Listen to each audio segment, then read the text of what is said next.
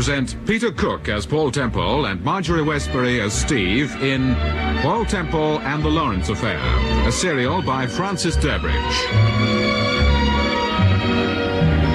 Paul Temple and the Lawrence Affair, Episode 1, The Little Things.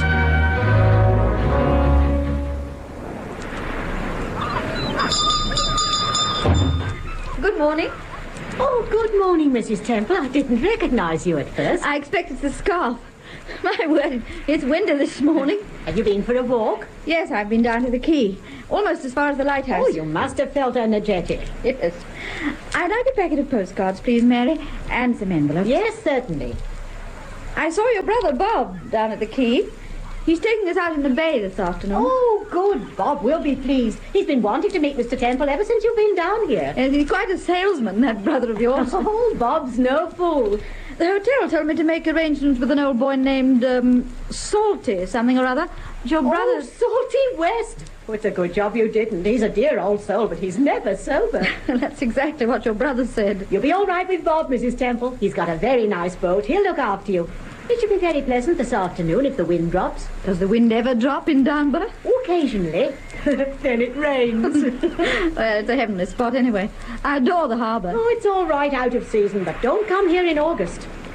There. That'll be 1 and 7, Mrs. Temple, please. Oh, thank you. What made you choose Downburgh? We don't get many visitors this time of the year. My husband's writing a book, and he wanted somewhere quiet, away from the telephone, so we... excuse me. Sharp day. Yes. I'd like some cigarettes, please. Oh, I'm sorry we don't sell cigarettes. Oh, well... You can get them across the street opposite the Plough and Anchor. Oh, thank you. Do you sell matches? No, I'm sorry. Oh, across the street, you say? Yes, there's a shop on the corner opposite the hotel. You can't miss it. Thank you. Sorry to have bothered. Oh, that's all right. Good day now. Good day. Well, he'll certainly know you again, Mrs. Temple. He certainly will. Talk about staring. Have you seen him before, Mary? No, never. But you know, it's surprising the number of people who come in here for cigarettes. I said to Bob only the other week, if we could get a tobacco license and extend the back parlour.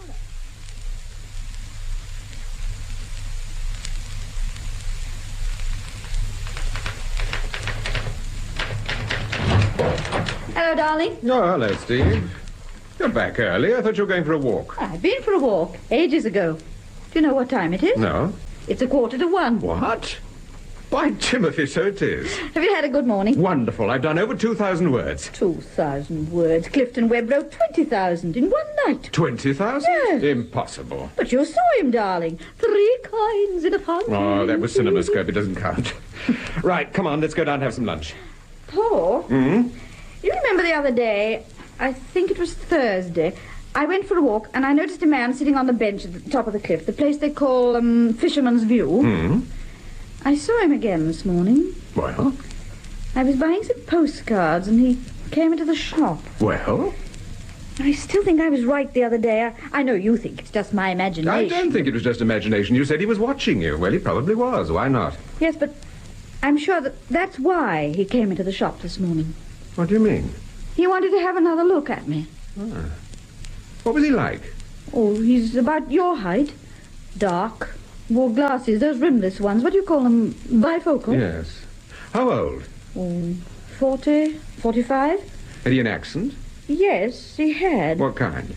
Irish, I think. Irish. Did he carry a walking stick? He did the first time I saw him, but not this morning. What did he say when he came into the shop? Did he speak to you? No, he asked Mary if they sold cigarettes, but... But what? He was looking at me most of the time. Well, for heaven's sake, why not? You're a very attractive woman, Steve. Well, what do you want me to do? Have him arrested? Silly. Come on, let's go down. I've a lot of work to do this afternoon. Yes, but you're not doing it.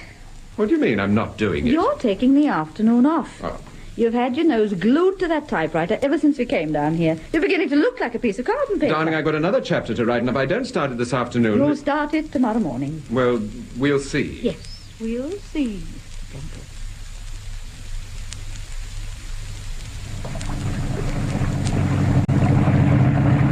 That's Pinford Point over there, Mr. Temple. Pinford Point? Yes. You remember Pinford Point? Is that where Lord Nelson went out to meet... No. It's got nothing to do with Lord Nelson. Pinford Point. Yes. Don't you remember, Mr. Temple? It strikes a chord. Well, you mentioned it in one of your books. By Timothy, so I did. Yes, you did. Well, what's the joke? Well, you said there was a path right down to the sea. Well, isn't there? I'm afraid not. It's a sheer drop about 100 feet. Oh, dear. You'll have to change your reference library, Paul. Yes, it looks very much like it. Do you read very much, Bob? Well, mostly crime stuff, detective novels and that sort of thing. Oh, yes. Mr. Temple, what do you usually look for when you're investigating a case? Why, I don't know that I look for anything. I just hope to goodness I'm going to be lucky. But it isn't just a question of luck, surely. Luck plays a very important part. You'd be surprised. But in your last book, the principal character, the detective chap, said that in the final analysis, it was always the little things that became important. The sound of a voice, finding a name in a diary, remembering a face at the right moment. Did I write that? Yes. It's jolly good. Oh, Would you mind changing the subject? what would you like to talk about? Fish? Why not? By Timothy, there's a whopper. I bet he's the one that got away. Oh, Paul, is that someone waving to us? Where? Up on the cliff. I can't see anyone. I can see a man there quite distinctly a moment ago. He's probably crossed over to the other side. We'll see him again when we get round the headland. What was that? There's someone firing at us. Keep down. What's he playing at? Oh, you! What the blazes do you think you're How doing? dare you, Bob? Get down. Oh, Bob's been hit. Bob, are you all right? It's my arm. Keep down, Bob. Don't move. Is he all right? Yes, it's nothing serious. Now keep down, Steve. I don't want our sharpshooting friend to take another pot at us. Well, it must have been the man I saw on the cliff. He was obviously watching the boat Yes. fall. Hurting you, Bob? No, it's not too bad, Mr. Temple. Now lie still for a while. I can handle the boat. I think he's gone. I can't see him. Oh, I'd like to get my hands Take on it easy, Bob. Take it easy. I'll try and turn the launch round. That lever, Mr. Temple, on the left. Right.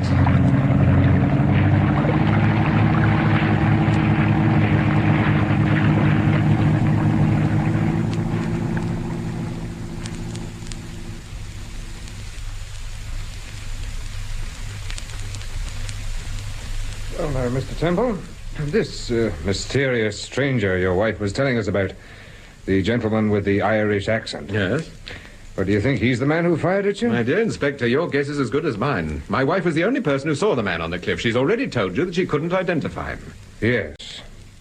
Mr. Temple, well, forgive my saying this, but during the course of an entirely uneventful career, you must have made quite a lot of enemies. Yes, I suppose I have. And a few friends, I hope. Yes, I know Sir Graham's a friend of yours, What's sir. in the back of your mind, Inspector?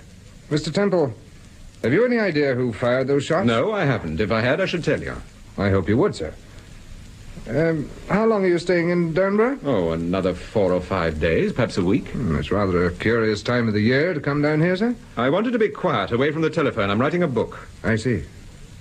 Are you staying in the village? Yes, I'm at the Plough and Anchor, room 32. Thank you, sir.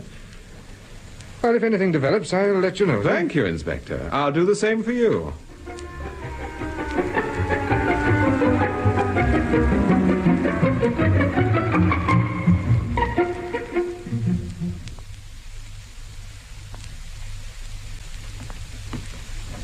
Oh, dear, where is that? What did you do with the cream shirt, Paul? Which cream shirt? The one with the collar attached. I'm still wearing it. Oh.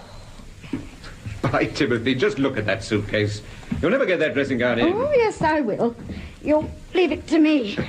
When it comes to packing, you're a genius, an absolute... Yes, well, would you mind getting off the bed and making yourself useful for a change? Well, I like that, I must say. A moment ago, you told me I was in the way. You are. Look, if you really want to help, put those books in your case. Oh, all right. Hello. Where did they come from? They're the books I lent Bob Gardner nearly a week ago. Yes, I know. I saw him this morning. I told him we were going back to town. Oh, where did you see him? Down at the quay? Yes. How was he? Oh, he was full of beans. He started work on Tuesday. Paul, pass me that dress. You're not going to try and get that in. Would you like to put it in your case? Don't be silly. Then it's got to go in this one. Come in. Oh, Inspector Ivor, come in. I'm sorry to disturb you, sir, but I heard you were going back to London this afternoon. Yes, we're catching the 5:10. Is anything wrong, Inspector? Yes, there is, Mrs. Temple. What is it? Bob Gardner's had an accident. What kind of accident? Well, apparently Bob and a man called Salty West tried to rescue a dog. It was trapped on Lighthouse Cliff. That's near Pinford Point. Yes, I know. Well, Bob tried to get down the cliff. It was a fool thing to do with a bad arm and only Salty holding on to him. And suddenly the dog started to bark and the old boy slipped. Was Bob... Yes. We found his body on the beach. He must have been killed instantaneously. Oh, poor Bob. What about old Salty West? Well, he was pretty badly shaken, of course, but, well, he's all right now. He managed to scramble back onto the top of the cliff. What a terrible thing to have happened. Inspector, you're quite sure this was an accident? Oh, yes, sir. Yes, there's no doubt about it. We've got a complete statement from Salty, and we found the dog. I see. Is there a doubt in your mind, sir? Is there a doubt in your mind, Inspector? No. No, sir, there isn't. Good. All the same... Well, it seems a curious coincidence after what happened the other day. but you took it for granted that the shots were meant for me, Inspector, or my wife. Yes. But I suppose they could have been meant for Bob Gardner. The same thought crossed my mind, Inspector.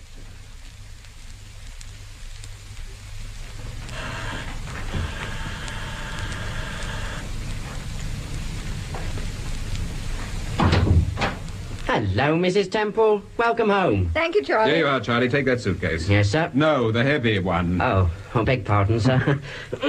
Oh, crikey. Oh, Paul, just look at those letters. Mostly bills, I'll bet. Oh, never mind. It's nice to be home. I hope you had a pleasant journey, sir. Cold, Charlie. Oh, very cold. Well, there's a very nice fire in the drawing room, sir. And Sir Graham Forbes. What do you mean, and Sir Graham Forbes? You mean Sir Graham's here? Yes, he telephoned this morning. I said I thought you'd be home about 8 o'clock. How long has he been here? Oh, about quarter of an hour, I should say. Right, we'd best see what he wants. Ah, here you are, Temple. Well, this is a pleasant surprise, Sir Graham. Now, let's just say it's a surprise, shall we? You look very fit, Steve. And you look very worried, Sir Graham. What's happened this time? Don't tell me all the bright little boys at Scotland Yard... Paul. Oh, Sylvia what is Ross it? has disappeared. Sylvia Ross? Yes. When? 3 days ago. A young man named Brian Dexter took her to a concert at the festival hall. That was on Tuesday night. After the concert... Who is Sylvia Steve, Ross? please. Go on, Sir Graham. Well, there's not much to tell. After the concert, they had supper at a restaurant in Maiden Lane. They left about 11:15, and Dexter dropped her in Berkeley Square. You know the house, Temple. Yes. At about 11:45. Was Carlton there? No, he was in Geneva. He flew back yesterday morning. Oh, Dexter. Brian Dexter. His father's the managing director of Scotto Chemicals. He seems a very agreeable young man. Good background, Eton, Oxford. Who introduced him to Sylvia? Carlton did. He's a friend of the boy's father. Look, would you mind telling me who is Sylvia Ross? She's Sir Carlton Ross's daughter, Steve. And he's the head of MI5.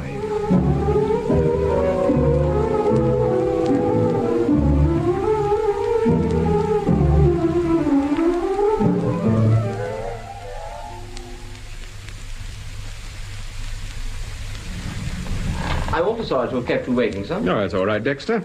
It's very nice of you to see me. Can I offer you a glass of sherry? Not just at the moment, thank you. Do sit down. Thank you. Sir Graham telephoned and said that you wanted to have a word with me. Yes. I presume it's about Sylvia. Yes. Is there any news? No, I'm afraid not. You know, it's extraordinary. Quite extraordinary. I just don't understand it. Dexter, I've heard your story second-hand from Sir Graham, but would you mind repeating it for me in your own words? Oh, not at all. If it'll help, I'll repeat it 100 times.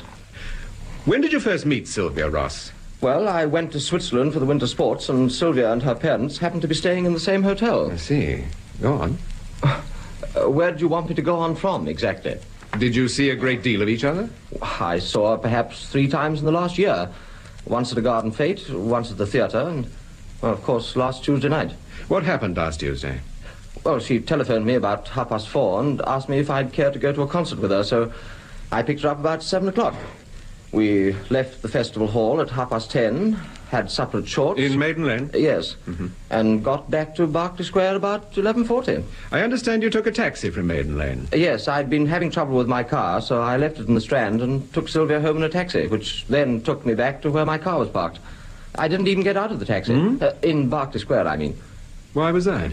Well, Sylvia seemed to be in rather a hurry. It was raining slightly, and she simply jumped out of the taxi, waved her hand, and disappeared. So you didn't actually see her go into the house? No. No, I'm afraid I didn't. And that was the last time you saw her? That was the last time. You say you left the festival hall at 10:30. Yes. Was that when the concert finished? Yes. You don't seem very certain. What was the concert? What do you mean, what was it? Well, what did the pianist play? Oh, I'm afraid I can't remember. I'm frightfully vague about that sort of thing. You are indeed. There wasn't a pianist. It was a symphony orchestra. Oh. Oh, dear. You didn't go to the concert, did you? No. Then why on earth did you tell Look, Temple, surely the important thing is the fact that I took Sylvia home and left her there at about 20 to 12. If you didn't go to the concert, where did you go? It's not important. On the contrary, it might be very important. We went to the Strand Palais de Danse. The Strand Palais de Danse? Yes. Well, what on earth made you go there? Well, after I picked up Sylvia, we drove down the Strand towards the embankment. Suddenly, Sylvia spotted a large neon sign outside the dance hall. Well, to cut a long story short, I suggested, well, more as a joke than anything else, that, well, it'd be much more fun to go there than the festival hall. To my surprise, she jumped at the idea. You sure it wasn't her idea in the first place? No, it was my idea because... Because what? Wait a minute. It was my idea, but I'm not so sure that she didn't put it into my head. Why do you say that? Well, it's just occurred to me. I didn't want to go down the Strand in the first place. It was Sylvia's idea. Which way did you want to go? Well, down Whitehall and across Westminster Bridge. But Sylvia suggested that you went down the Strand? Yes. How long did you stay at the dance hall? Until 10:30. Then we went to the restaurant. The story I told Sir Graham was perfectly true, except for the visit to the festival hall. Why didn't you tell Sir Graham the complete truth? Because what we did earlier in the evening didn't seem to me to be very important. I see. Now, tell me what happened at the dance hall. Did Sylvia speak to anyone? Good Lord, no.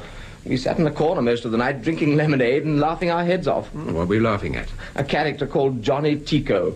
He's a sort of compere come dance band leader. Yeah, I think I've heard him on the radio. He's a pseudo-American, straight from Battersea. Still, he's got a very good band. Sylvia was crazy about it. She made him play her favorite number. I thought you said she didn't speak to anyone. She didn't. Then how did she get him to play her favorite number? She sent him a note. Did you see it? No, but I know what was on it. What? Well, I've told you it was a request. For what? For a number, a song. What song? Oh, good heavens above, Temple, is that important? It might be.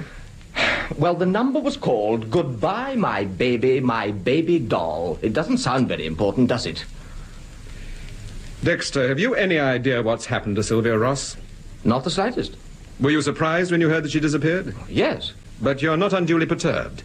Well, I'm puzzled, of course, like everyone else, but... Not perturbed? No. I think she'll turn up all right. Well, I hope you're right, Dexter. I sincerely hope you're right.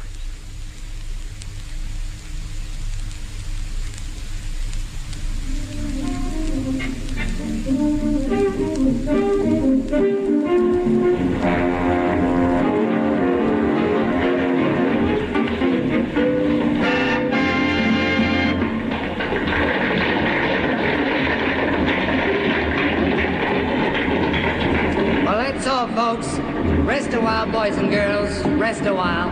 We'll be with you again in just 5 minutes' time. Does he like himself? Almost indecent. Wait here, Steve. I'm going to have a word with him. Don't be long. I'll be back in a minute. Don't move from the table. No, all right, I won't.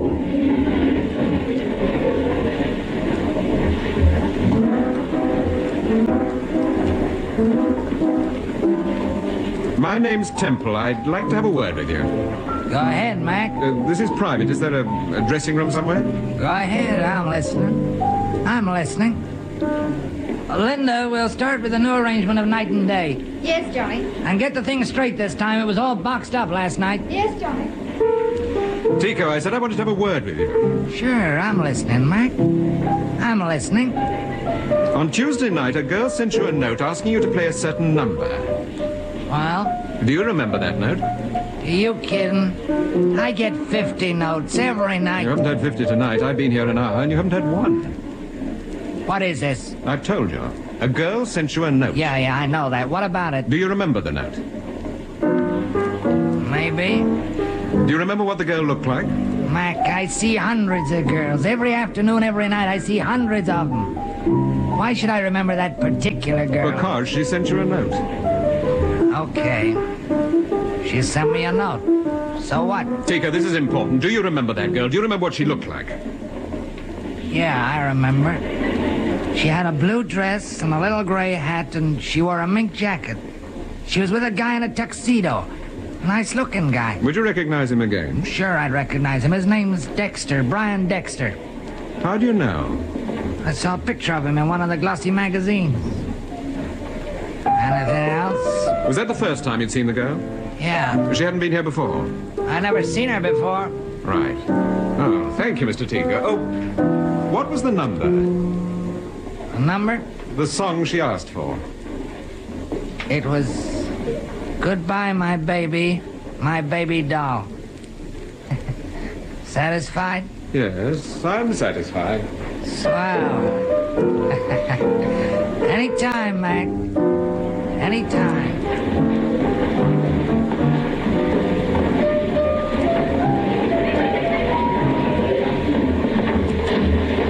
Get your coat, Steve. We're leaving. Paul, that girl was watching you the whole time. Which girl? The singer in the orchestra. She was talking to somebody, but she had her eye on you the whole time. All right, Steve. Let's get out of here. You know, the last time I came to one of these places was 4 years ago when Charlie won the local championship.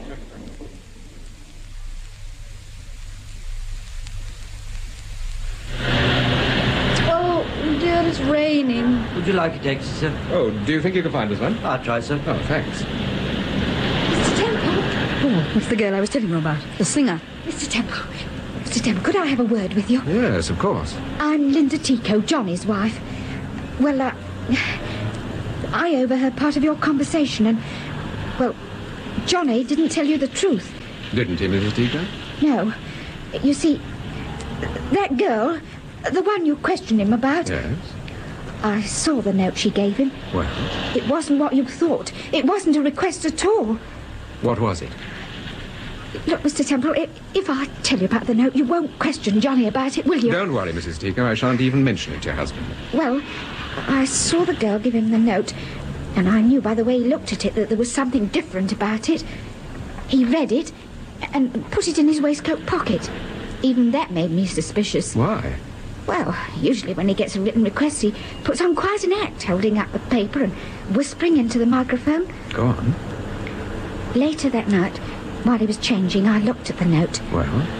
It had a name on it, just a person's name and an address. What was the name and address, do you remember? Yes, it said, Mr. Clive Lawrence, Hotel Steinbock, Zermatt. Mr. Clive Lawrence, Hotel Steinbock, Zermatt. Is that all it said? Yes, that's all. You haven't got the note? No, I put it back in his pocket. You see... Well, in a way, I was rather relieved. I thought perhaps it was a different kind of note. You won't tell Johnny about this, will you? No, don't worry. I shan't say a word to your husband, I promise you. That's the band. I've got to get back, Mr. Temple. He'll wonder where I am. Goodbye. The poor girl. She's terrified of that overdressed slab of brilliantine. Excuse me, sir. Your taxi. Oh, thank you. Here you are. Oh, thank you, sir.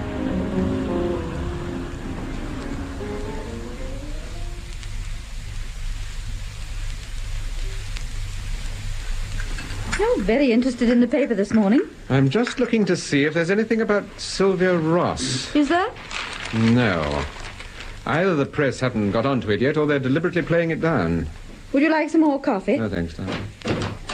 Oh, excuse me, sir. Miss Gardner would like to see you. Miss Gardner? Who's Miss Gardner, Steve? Oh, it must be Mary Gardner, Bob Gardner's sister. Oh, of course. Ask her in, Charlie. Yes, sir. Why on earth should Mary Gardner want to see you? What time is it, Steve? 20 to 10. Well, she must have left Downburgh pretty early to get here by 20 to 10. Miss Gardner, sir. Ah. Hello, Mary. This is a surprise. Oh, How are you? I do apologise calling like this, Mrs. Temple. I wouldn't have done it, but... That's all right, Mary. We're delighted to see you. Did you come up to London this morning? Yes, I caught the 7:10. What made you come up to town so early? A man called Bristow telephoned me yesterday morning, said he wanted to see me this morning at 11 o'clock. Bristow? Yes, I believe they're a firm of solicitors. Bristow, Thompson... Bristow, Thompson and Cartwright? Yes, do you know them, Mr. Temple? I've heard of them. They're a very good firm. Harrogate Buildings, Lincoln's Inn. Yes, that's right. What do they want to see you about, Mary? Do you know? I hadn't the slightest idea. Is it something to do with Bob? I don't know. All I know is I feel very worried. Somehow I don't like the idea of seeing a solicitor, especially in London. Is that why you wanted to see my husband? Oh, no. I found this letter yesterday afternoon in an old deed box. It's addressed to you, Mr. Temple. To me? Yes. I think Bob must have written it just before the accident. Oh, thank you.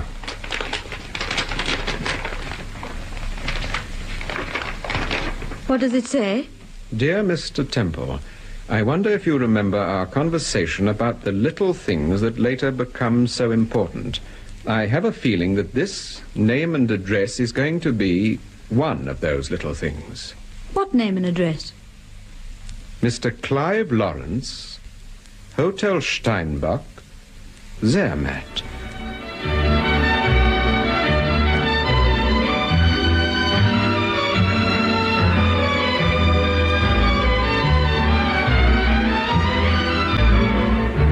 That was the first episode of the Francis Durbridge serial, Paul Temple and the Lawrence Affair, with Peter Cook as Paul Temple and Marjorie Westbury as Steve.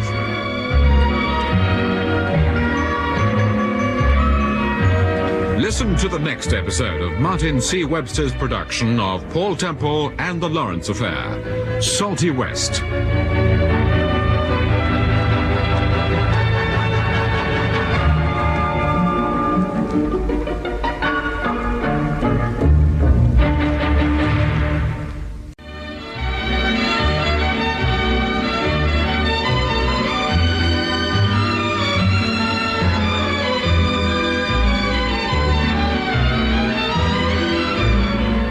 We present Peter Cook as Paul Temple and Marjorie Westbury as Steve in Paul Temple and the Lawrence Affair, a serial by Francis Durbridge.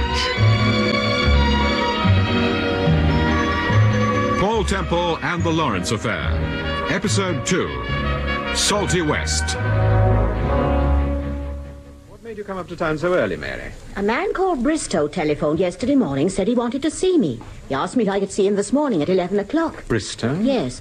I believe they're a firm of solicitors. Bristow, Thompson... Bristow, Thompson and Cartwright? Yes. Do you know them, Mr. Temple? I've heard of them. They're a very good firm. Harrogate Buildings, Lincoln's Inn. That's right. What do they want to see you about, Mary? Do you know? I haven't the slightest idea. Is it something to do with Bob? I don't know. All I do know is I feel worried. I don't like the idea of seeing a solicitor, especially in London. Is that why you wanted to see my husband? Oh, no. I found this letter yesterday afternoon in an old deed box. It's addressed to you, Mr. Temple. To me? Yes, I think Bob must have written it just before the accident. Oh, thank you. What does it say, Paul? Dear Mr. Temple, I wonder if you remember our conversation about the little things that later become so important.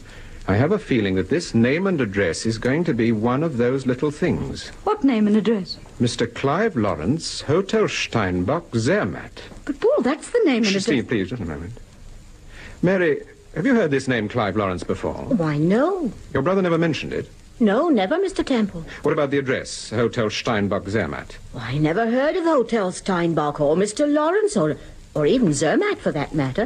Where is Zermatt, anyway? It's a holiday resort in Switzerland. Oh, I've never been to Switzerland. Neither had Bob, so far as I know. Mr. Temple, what does he mean, the little things that later become so important? Oh, it's a reference to a conversation we had the first time we met. Ah, here's Charlie with the coffee. Let me pour you a cup, Mary. Oh, thank you. Excuse me, sir. Sir Graham Forbes is here. He's in the study. All right, Charlie. Excuse me, Mary, I won't be a moment. Oh, yes, of course. Oh, good morning, Sir Graham. Good morning, Temple. Any news? No, I'm afraid not. Oh. Well, I gather you saw Dexter. Yes, I saw him. What do you make of him? Oh, he's pleasant enough. A little irresponsible, perhaps. Irresponsible? I shouldn't have said that. Sir Graham, he didn't go to that concert at the festival hall. What do you mean he didn't go? Of course he did. He took Sylvia Ross. No, they changed their minds and went to a dance hall. A dance hall? I can't believe that, Temple. Dexter told me himself. In any case, I checked the story. Then why in heaven's name didn't he tell us that in the first place? Because he didn't really consider it important. He didn't consider it important? No, he told the truth about going to the restaurant and taking Sylvia home in a taxi. So far as he was concerned, that's all that mattered. If he lied about the concert, how do we know that he didn't lie about everything else? Didn't the waiter and the taxi driver confirm his story? Yes, but nevertheless, he should have told us about the dance hall. I agree. Unfortunately, he didn't. Steve and I went to the dance hall last night. Oh? But before I tell you about that, there's something I want to ask you. Well? Do you remember the Burford case? Burford? Yes, I think so. He was an accountant and was arrested for housebreaking. He swore he was innocent, but 3 people identified him. Yes, including me. He got 4 years. Well? What happened to him, Sir Graham? I'm afraid I don't know. Could you find out? You mean now? If you could, Sir Graham. All right, Temple. I'll get through to Vosper. Good. Do you think Burford's got anything to do with the disappearance of Sylvia Ross? I don't know. But I'd like to know where he is and what he's doing. All right, Temple. I'll do what I can. Extension 17, please. Vosper, this is Forbes. Vosper, listen. You remember Max Burford? Yes, that's the man. What's he doing now, do you know? I see. Well, you think you could get me more details? No, I'm with Temple. Yes? All right, Vosper, do that and ring me back, will you? He's making inquiries and ringing back. Thank you, Sir Graham. Why are you so interested in Burford? Well, just over a fortnight ago, Steve and I went to Downburgh. It's a little fishing village on the east coast. Yes, I know it. Well, while we were there, we went out in a boat with one of the local fishermen, a young fellow called Bob Gardner.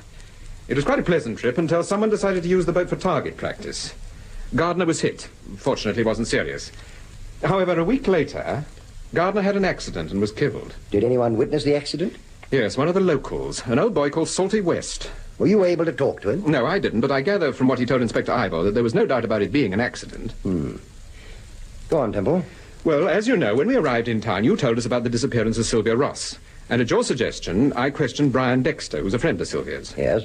He told me that they'd been to a dance hall and that Sylvia had sent a note to Johnny Tico. Who on earth's Johnny Tico? He's the dance band leader. Oh, I see, yes. I questioned Tico about the note, and he confirmed what Dexter had told me, that it was simply a request to play a certain dance tune. Later, when Steve and I were leaving the hall, Tico's wife, Linda, told me that she'd seen the note and that it contained a name and address. Clive Lawrence, Hotel Steinbach, Zermatt. Well? Well, this morning, Mary Gardner, Bob Gardner's sister, arrived with this letter. She found it in a deed box after her mother was killed. It's addressed to me. Read it, Sir Graham. Thank you.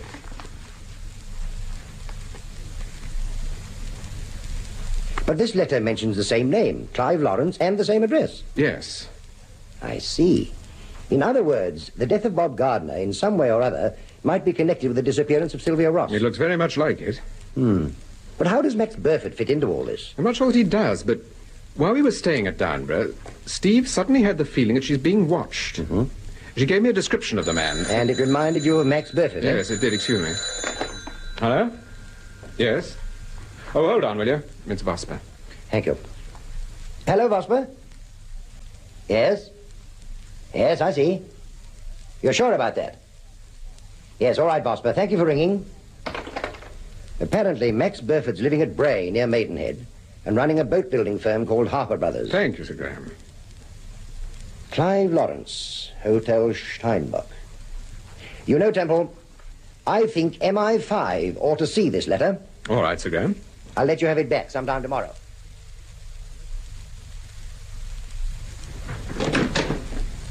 Oh, hello, Steve.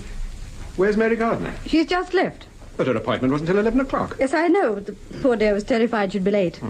I've never seen anyone so nervous. She made me so jumpy that I've spilled a cup of coffee all over. Oh, dear. I had to lend her a coat. She's bringing it back at 4 o'clock. Oh, good. I wanted to see her again. Steve? Yes, dear? You remember that man you saw at Downburgh, the one who came into the shop? Yes. Do you think you'd recognize him again? Yes, I think so. Aren't you sure? I'm pretty sure, yes. Well, come on, darling. We're going out. Going out? Where? To Maidenhead. Why Maidenhead, for goodness sake? I want you to take a look at a man called Max Burford.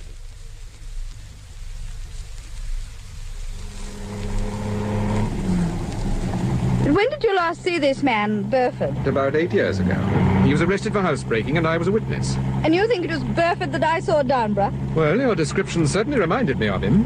Never said anything about Burford to Inspector Ivor. Inspector Ivor irritated me. Oh. Besides, it's just a hunch, Steve. I'm not really sure. Well, supposing you're right, what are you going to do? If I'm right, I want to know what he was doing in Downburgh. I want to know if he was a friend of Bob Gardner's. It was me he was interested in, Paul, not Bob Gardner. What sort of a man is Burford? Well, the first time I met him, I quite liked him. He seemed intelligent and amusing. Later, he changed and became rather aggressive. When the case was over, he completely lost control of himself and went for me. I don't know why. I was just a witness. What do you mean he went for you? You mean he threatened you? Yes. And you think that's why he went to Downburgh? Darling, I don't know why he went to Downburgh. Always assuming he did. 8 years is a long time to nurse a grievance. Surely by now... Here we are, Steve. Shush. Pull in on the right, will you? That's it. Harper Brothers. Is that the place? Yes. It's quite a nice-looking building. Yes. If he owns this, he's done very well for himself. Oh, is that the river at the bottom of the lane? Yes. Stay here, Steve. I shan't be long. But I thought you wanted me to see him. Yes, but After all, if I don't see him, I shan't be able to tell you Yes, whether I know, Steve, I know. But just wait in the car. I shan't be long.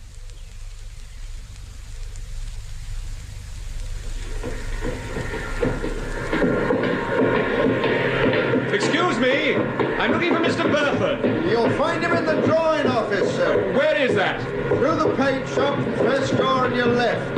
Mind your coat as you go through, sir. Thank you.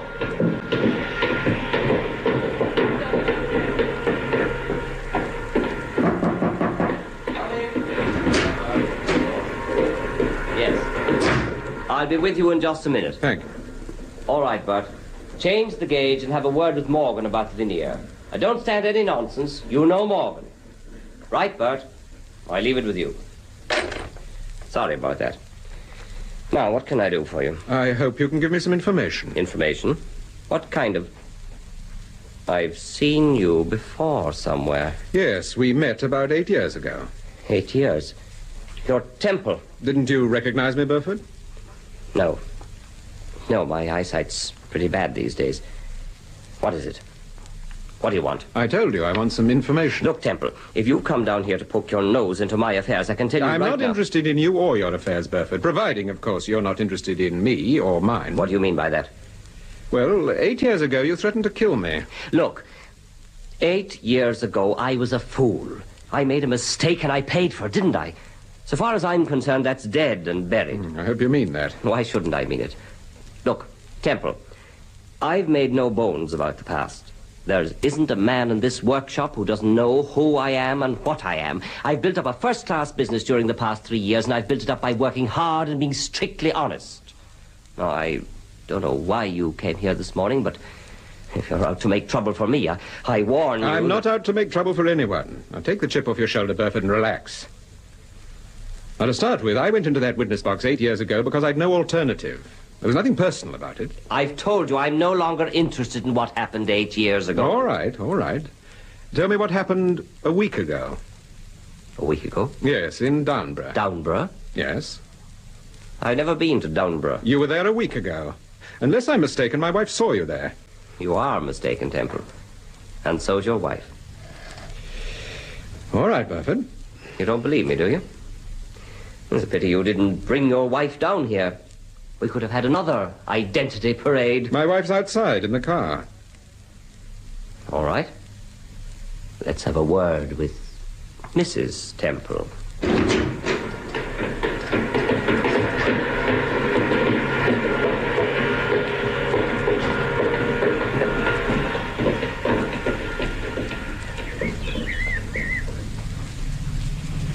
Steve, I want you to meet Mr. Burford. Good morning, Mrs. Temple. Good morning. Steve, is Mr. Burford the man you saw at Downburgh? Well, am I Mrs. Temple? No. You sure? Yes, I'm quite sure, Paul. Thank you, Mrs. Temple. Burford, I'm sorry. There's nothing to be sorry about. Mistakes happen. Is there anything else, Temple? No. Well, if you'll excuse me, I've got rather a busy morning. Goodbye, Mrs. Temple. Goodbye. Oh, Burford. Yes? Wait a minute.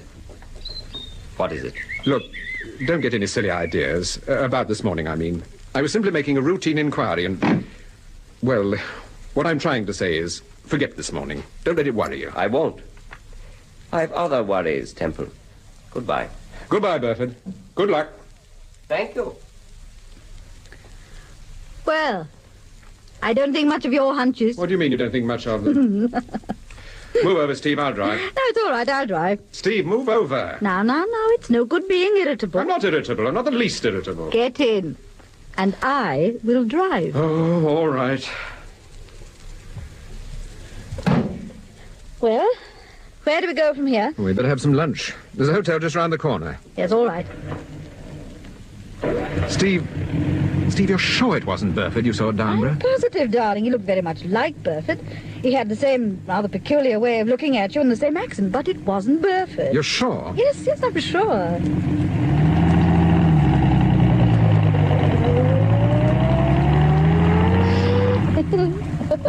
What are you laughing at? Nothing. Steve, what are you laughing at? I was just thinking.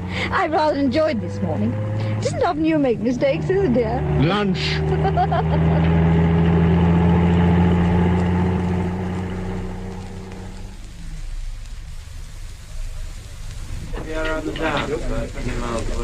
I'm afraid this is the only table we've got, sir. We're very crowded today. Oh, dear. This chair isn't very comfortable. Oh, would you like to sit here, Steve? There's a superb view of the kitchen. Oh, there's someone waving to you. Probably the chef. No, darling. I mean the young man standing over there. Oh, he's coming over. Hello. This is a surprise. Oh, are you lunching here? Eventually.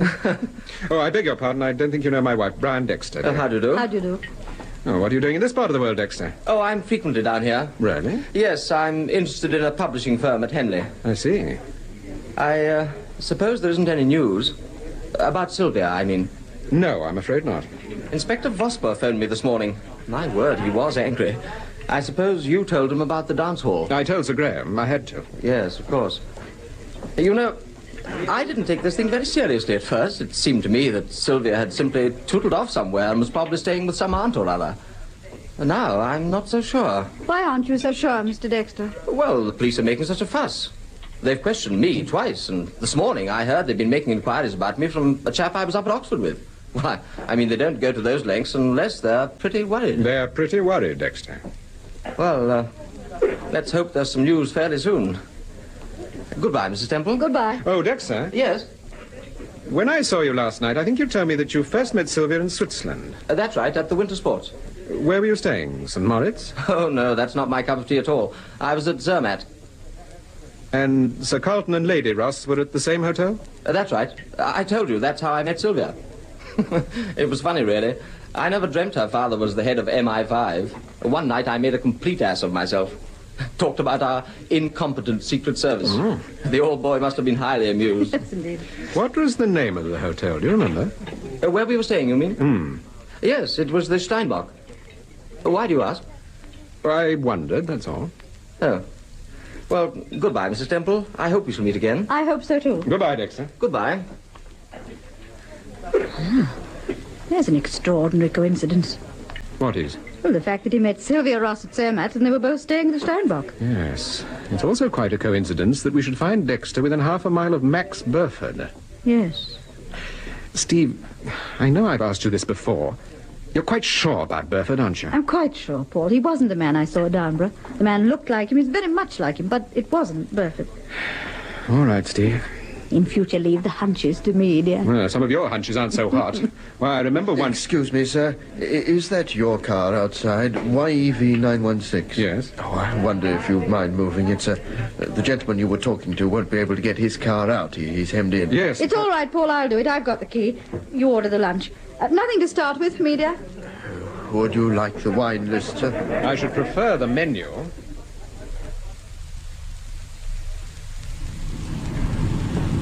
Oh, I didn't realize it was your car, Mrs. Temple. I'm sorry. I'm afraid I'm always doing this sort of thing. Well, if you unlock it, we can release the brake and I can push it back.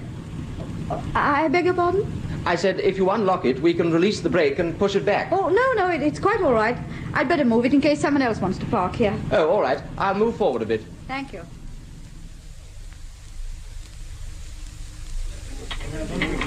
Why, Timothy, Steve, I thought you were never coming. I'm sorry. It took rather longer than I thought. I've ordered you the plat du jour. Yes. All right, Paul. Well, don't you want to know what it is? I said, don't you want to know what the plat du jour is? Steve, is anything wrong? No, darling. Why? You look miles away. Did Dexter say anything to you? No, he just moved his car. What do you make of him? Who? Dexter, Steve, Dexter. Oh, he seems quite a pleasant young man. What did you say you'd order? The plat du jour, dear. That's French for... Steak and kidney pie, sir. Oh, well, thank you very much. Oh.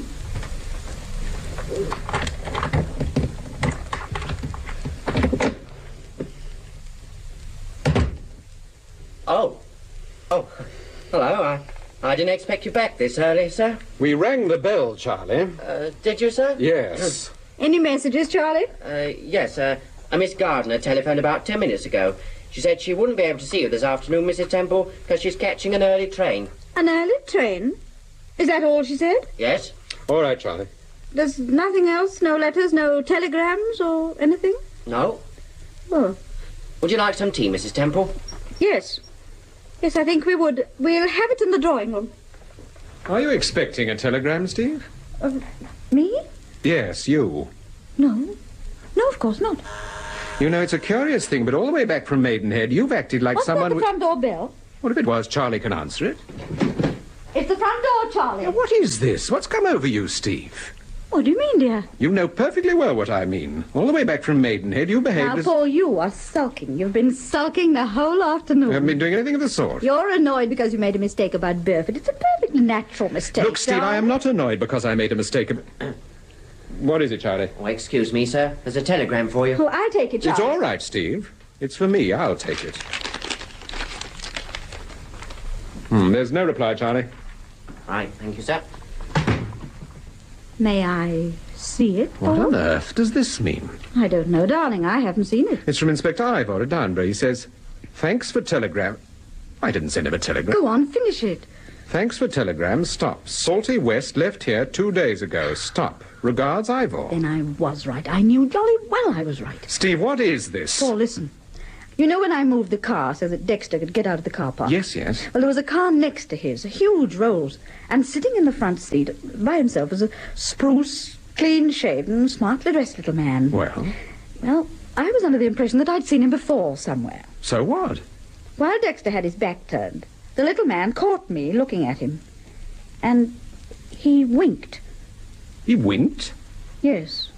No, Paul, I'm not joking. I'm serious. Do you know who it was? No. It was Salty West. Salty West? Yes. Now, Steve, now I ask you, what would Salty West be doing sitting in a Rolls-Royce at Maidenhead? There you are. You see, I knew you wouldn't believe me. That's why I sent Inspector Ivor the telegram. What did you put in the telegram? I simply said, is Salty West still in Downburgh, Paul Temple? When did you see Salty West? I saw him several times while we were there. He was nearly always down at the quay. Did you ever speak to him? Yes, we always said good morning to each other. I very nearly arranged for us to go out with him instead of Bob Gardner. But, Steve, from what you said, the man you saw, the man in the Rolls, looked very different from Salty. Of course he did, but it was Salty West. You're sure? I'm absolutely sure. Well, it's a pity you didn't tell me about this at the time, Steve. And what would you have said? I shouldn't have said anything, but I'd have made a note of the car number. Well, I made a note of it. It was 184JMY. Oh. Yeah, I'm not quite such a fool as I look. Oh, Paul, don't you believe me? Don't forget, Salty was with Bob Gardner when the accident happened, if it was an accident. Yes, I know. I haven't forgotten that. Salty West left here 2 days ago. What are you thinking? I was just wondering why he winked.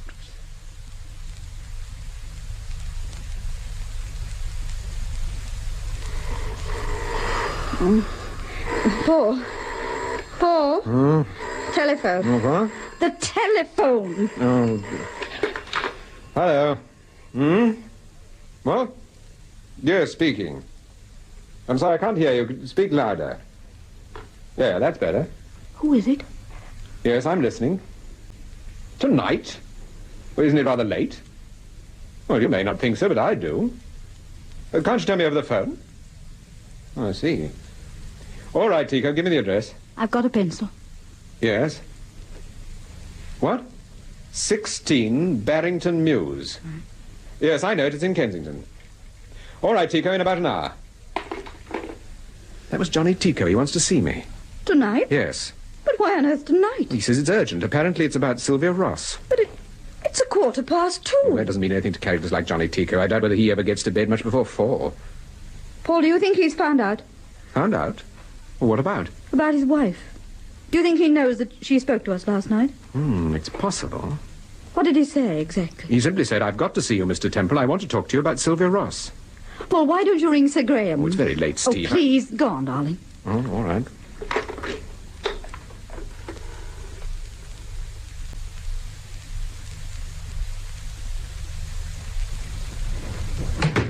Oh, hello, Mills. I didn't expect to find you up. I came down to answer the telephone, Sir Graham. May I take your coat? Yes, thank you. I trust it was a pleasant dinner, sir? I'm afraid it wasn't, Mills. The dinner was too short and the speeches too long. Oh, dear, sir. Not an ideal combination. Well, since you are up, you can mix me a nightcap. Oh, what would you like, sir? Whiskey and soda? Yes, thank you. Who was it on the telephone? Mr. Temple, sir. He asked me to tell you that he'd just received a call from Johnny Tico. From Johnny Tico? Yes, I understand it was an urgent call, sir. He's meeting him at 16 Barrington Mews immediately. What, at this time of the morning? Mr. Temple particularly asked me to tell you that, sir. Barrington Mews? That's in Kensington? That's right, sir. Curious enough, I worked in Barrington Mews for 4 years, Lady Berkshire's. Number 10. I don't remember a number 16, sir. You don't? No, sir. Never mind that drink, Mills. Get my coat.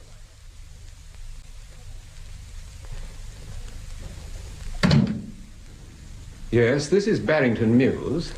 It's very dark. It's a good job you brought the torch. I don't know why you came, Steve. You'd be far better off in bed. I missed the opportunity of meeting Mr. Tico. I bet he's got the most ravishing dressing gown. Yes, with pictures of himself all over it. Did you leave a message for Sir Graham? Yes, they said they were expecting him back any moment. I say, that's funny. This house is number 3. Let's see what's on the other side.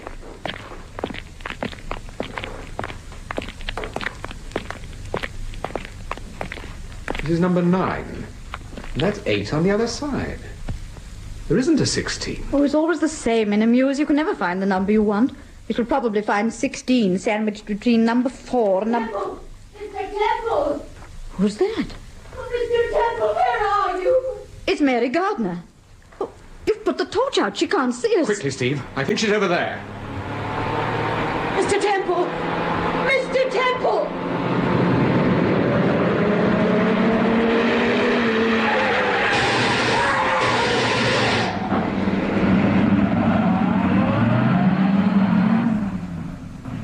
There she is. Paul, is she badly hurt? Steve, wait here. Stay with her. There's a phone box on the corner. I'm going to ring for an ambulance. Paul! What is it? She's wearing my coat. They thought it was me.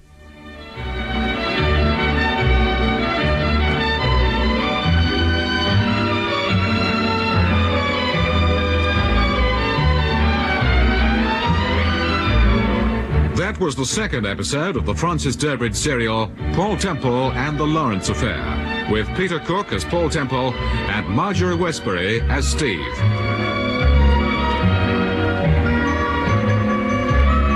Listen to the next episode of Martin C. Webster's production of Paul Temple and the Lawrence Affair, The Handbag.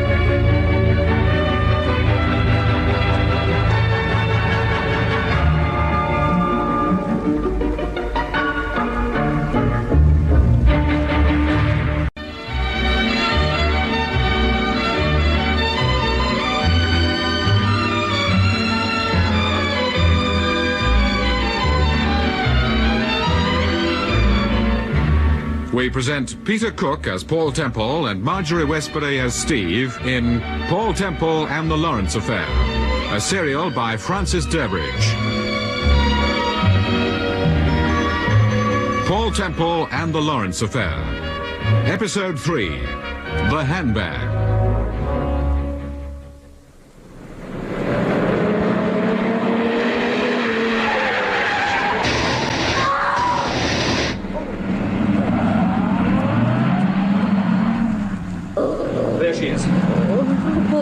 Is she badly hurt? Steve, wait here. Stay with her. There's a phone box on the corner. I'm going to ring for an ambulance. Paul! What is it? She's wearing my coat. They thought it was me. Nonsense. It's just a coincidence. It isn't, Paul. You know it isn't. There's Sir Graham. Stay here. I'll be with you in a moment. Mrs. Temple, listen, please. Yes, Mary, yes, I'm listening. Mrs. Temple, I want to tell you something. It's all right, Mary. We've sent for a doctor. He won't be long now. Mrs. Temple, please listen to me. Yes, I'm listening. Watch your handbag. Don't lose it. Watch your handbag. But I haven't got a handbag, Mary. I didn't bring one with me. Mary. What is it, Steve? Was she trying to say something? Yes, Sir Graham. She said something about my handbag. She said, watch your handbag, Mrs. Temple. Where is your bag? But I haven't got one. I didn't bring one with me. You sure? Yes, of course. Then why should she mention it? That's very odd. Yes, very odd. The poor woman's delirious.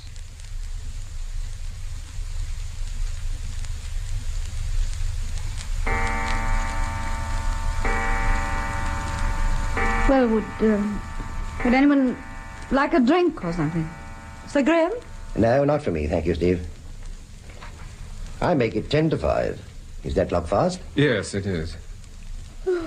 Dear, I'm so tired. Well, there's no reason for you to sit up, darling. No. I shall go to bed. Vosper have been here hours ago. Oh, he's probably staying at the hospital. I told him to leave someone there and report straight back here. Well, there must be some good reason. Temple, you're sure it was Tico on the telephone? Well, he said it was Tico, and it sounded exactly like him. When you questioned him about the note, did he admit he knew Sylvia Ross? No, he simply said he remembered her. He remembered Dexter, too. Sir Graham, did you make inquiries about the name that was on that note, Clive Lawrence? Yes, of course. We've been through to the Swiss people. They're contacting the Steinbeck Hotel. I see. Well, I think I'll take your advice and go to bed. All right, dear. I'll be up shortly. Right. Good night, Sir Graham. Good night, Steve. Or good morning, or whatever it is. Sleep well, my dear. Thank you. Cigarette, Sir Graham? No, thank you, Temple. I gather you saw Max Burford? Yes, but I was wrong about him. He's never been to Downburgh. Well, what made you suspect him in the first place? Steve's description. She said the man was about my height, wore bifocal glasses, and had an Irish accent.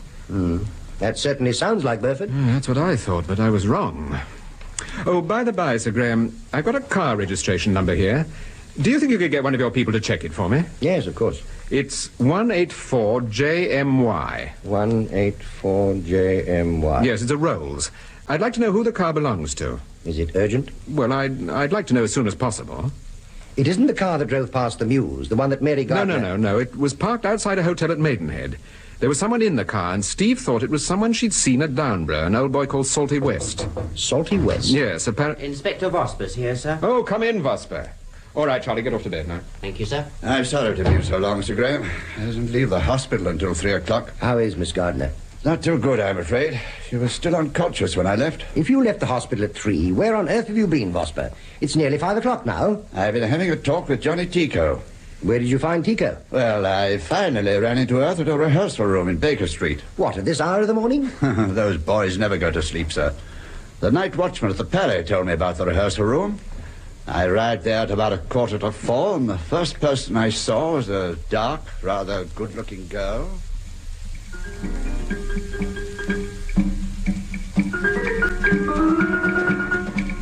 Excuse me, I'm looking for Johnny Tico. I'm Mrs. Tico. Can I help you? Is that your husband, Mrs. Tico, on the platform? Yes. Thank you. No, wait a minute, please. What is it you want to see my husband about? It's purely a private matter. Have you written a song? No, I haven't written a song, Mrs. Tico. My name is Vosper, Detective Inspector Vosper. Oh, well, one moment, please.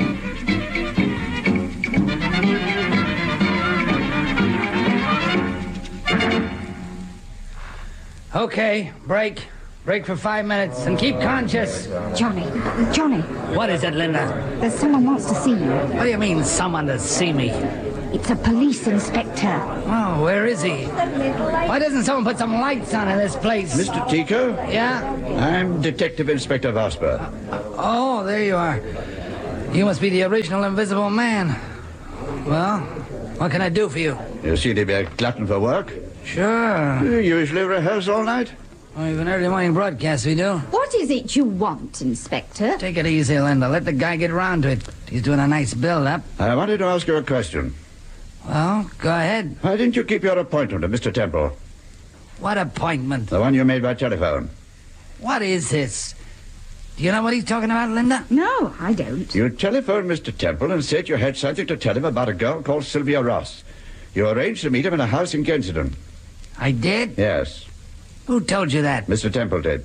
Why, the guy's nuts. Oh, you deny it then? Of course I deny it. In the first place, I'd never heard of a girl called Sylvia Ross, and in the second place... That's not strictly true, Tico. You told Temple that Miss Ross handed you a note asking you to play a number. Oh, was that the kid? There seems to be an awful lot of fuss over that youngster.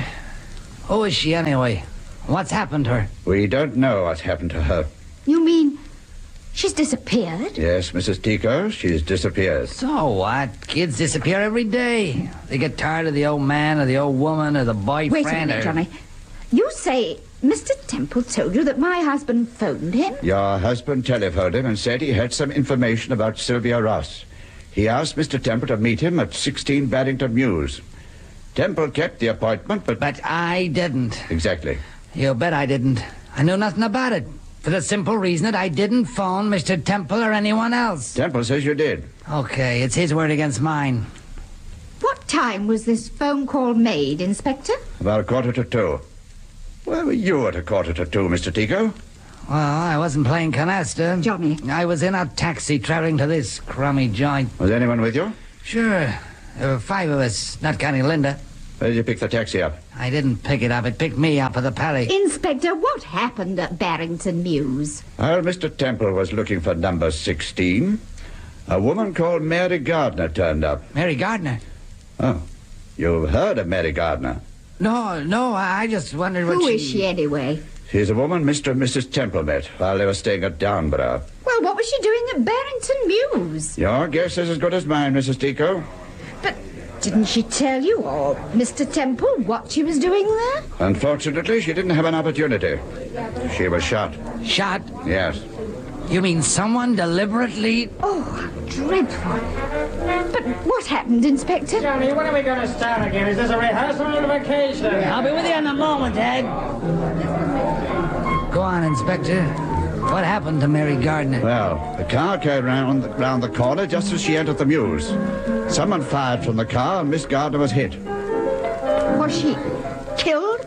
No. I'm afraid it's very serious. However, this obviously doesn't concern you if you don't know Miss Gardner and you didn't phone Mr. Temple. I certainly didn't make that phone call, Inspector. I see. Well, thank you. I'm sorry to have interrupted your rehearsal.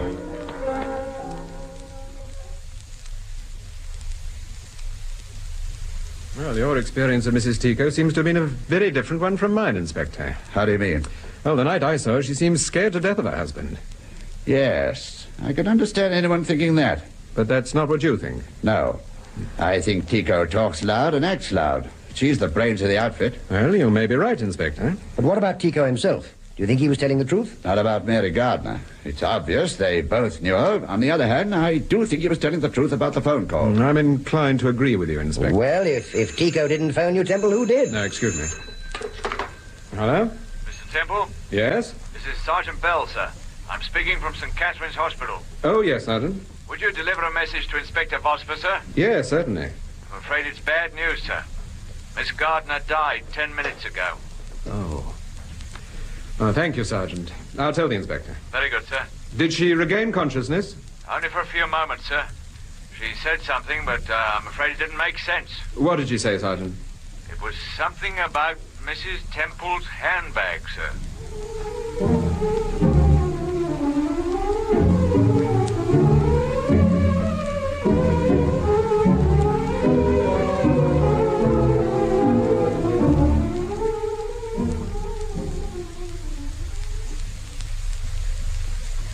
Where's my dressing gown, Steve? Oh, it's on the foot of the bed. Oh, thank you. Paula, I just can't imagine what Mary Gardner meant. I didn't take a handbag out with me. She said, watch your handbag. Watch your handbag. Don't lose it, Mrs. Temple. Steve, how many handbags have you got? Oh, dear. Here we go. No, seriously, Steve. Well, I've got about 6 or 7 altogether, but there are 2 I use fairly regularly. Where are they? They're in that door. Oh, there's this black one. Oh, yes, that's the one you bought me when we had the row. Yes, darling, I don't know. Well, I use that more than any of the others. Is this the one you took to Downburgh? Yes. So if Mary Gardner was referring to a particular handbag, it was probably this one. I suppose so. I doubt if she's ever seen any of the others. See if there's anything missing, Steve. Lipstick, mirrors, compact. Oh, yes, everything's here. I expect Sir Graham was right, you know. Poor Mary was delirious. She didn't know what she was saying. Oh, do put the light out, Paul, and come to bed. It's after 5:30. Yes, all right. Have you told Charlie not to call us? Yes, I've told Charlie.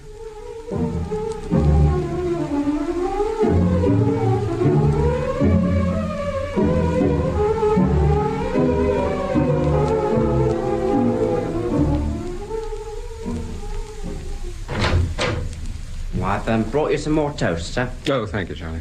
Shall I take a cup of tea to Mrs. Temple? No, you'd better wait until she wakes. It's all right, I'll take it. Hello? Mr. Temple, Speaking? this is Westbury. Oh, good morning, Inspector.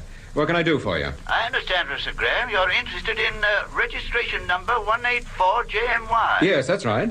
It's a Rolls-Royce, and it belongs to a Mr. De Silva. Mr. De Silva? Yes, Ernest De Silva. He's an eye specialist. He got rooms in Harley Street. Oh, do you know him? No, but he's got a very good reputation as an eye specialist. Oh, I see. Well, thank you, Bosper. Not at all. Goodbye. Goodbye. Charlie! Yes, sir? I want the telephone directory, A to D. Very good, sir.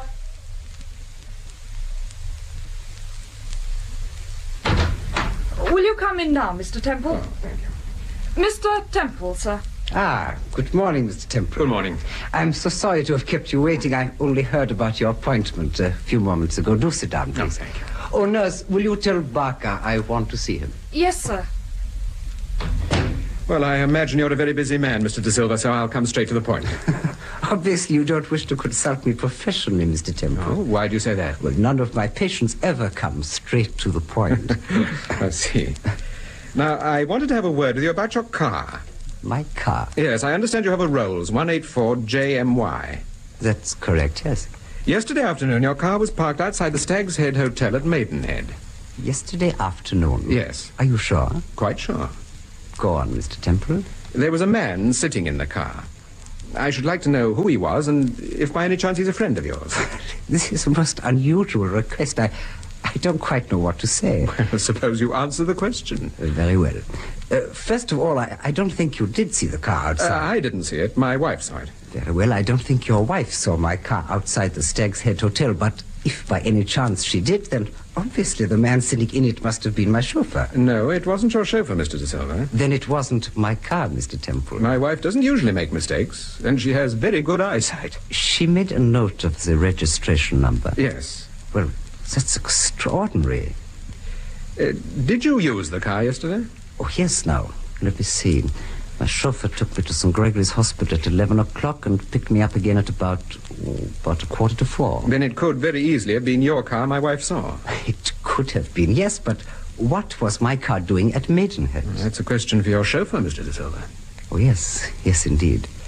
But tell me, I'm intrigued. Why are you so interested in this man? Well, my wife thought she recognized him. I think she was mistaken, so we had a little bet. I'd like to settle the matter once and for all. But tell me, how can you possibly win if you bet against your wife? It's an impossibility, Mr. Temple. Yes. You wanted to see me, sir? Ah, yes, come in, Barker. This is my chauffeur. Good morning. Barker, what did you do yesterday afternoon after you dropped me at the hospital? I called at Harridge's, sir, and picked up some parcels for Mrs. De Silva. And after that? After that, I took the car back to the garage, sir. What time was that? About 12 o'clock, sir. Mm-hmm. What did you do then? Well, I started to clean the car, sir. Then I had lunch. And after lunch? Well, I finished cleaning it, did one or two odd jobs, and then picked you up at the hospital, sir. You didn't go out to Maidenhead? Did you want me to go to Maidenhead, sir? That's not what I asked you, Barker. Did you go to Maidenhead? Why, no, sir. Thank you, Barker. Pick me up at 4:30, will you? Yes, sir. Well, there you are, Mr. Temple. Either my chauffeur's lying or your wife is making a mistake. How long have you had your chauffeur? Oh, about 3 months. He seems very reliable. He's an excellent driver, has first-class references, but, of course, one can never tell. Yes, what is it, nurse? Mr. Dexter's telephone, sir. Can you see him tomorrow afternoon at 3 o'clock? Mr. Dexter? Yes, all right, nurse. Well, goodbye, Mr. Temple. I'm so sorry not to have been more helpful. On the contrary, you've been most helpful, Mr. De Silva.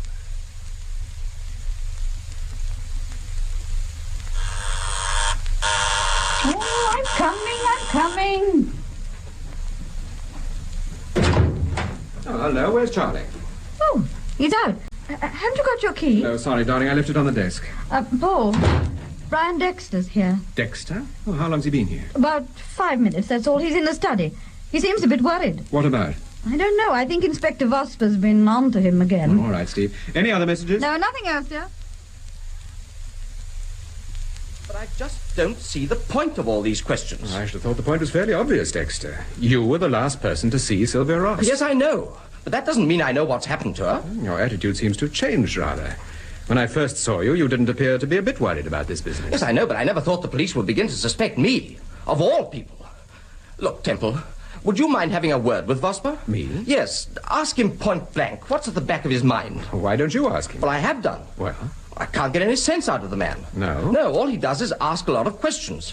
Do you know what he asked me this morning? No. He asked me where I first met Sylvia. I told him at Zermatt. He asked me which hotel. He even wanted to know if I remember the number of my room. Well? The number of my room, for Pete's sake. It's over a year since I stayed at the place. Did he ask you anything else? Well, good heavens above, isn't that enough? It really isn't mad. All right, Dexter, all right. I'll have a word with the inspector. Thank you. Forgive me if I lost my temper, but already it's infuriating to keep answering the same questions over and over again. Yes, I know it must be. Dexter, you remember when my wife moved my car for you at Maidenhead? Yes. There was another car quite close to yours. Oh, there were several. Yes, but this was actually next to yours. Oh, I think there was a Rolls next to mine. Yes, that's right. Did you take particular note of it? No. It was black, fairly new. I don't remember anything else about it. Was there anyone sitting in it? If there was, I can't remember. You don't remember whether it was the chauffeur? I honestly don't. I have a feeling there was someone in the car, but I can't remember what they looked like. Was it a man or a woman? I'm afraid I don't know. Why? Oh, nothing. He bumped my car, and I thought I'd like to have a word with him. Oh, I thought that sort of thing only happened to me. Well, goodbye. I'm sorry to have bothered you, but if you can have a word with Vosper... Yes, I certainly will. Thank you. Well, I'll see you out. Oh, Dexter. Yes? Don't think I'm trying to emulate the inspector, but do you mind if I ask you a personal question? Well? Do you wear glasses? Glasses? Yes. Why, no. Oh, I didn't notice anyone in the Rolls because I didn't take the trouble to look. If I had, I should have seen them all right. My eyesight's excellent, I can assure you. Really? I'm delighted to hear it.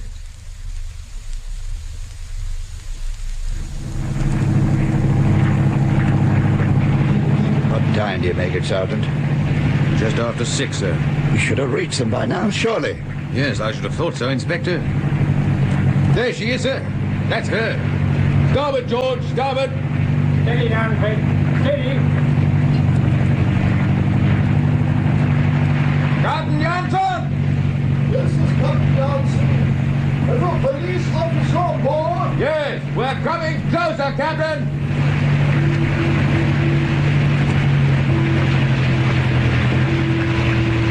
Steady, Fred. On the road. Careful, sir. It's not as easy as it looks. I can manage, Sergeant. Okay, Fred. Keep it like that.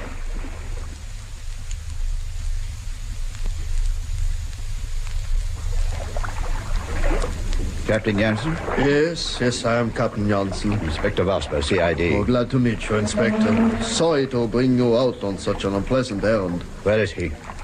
In this cabin here. Thank you.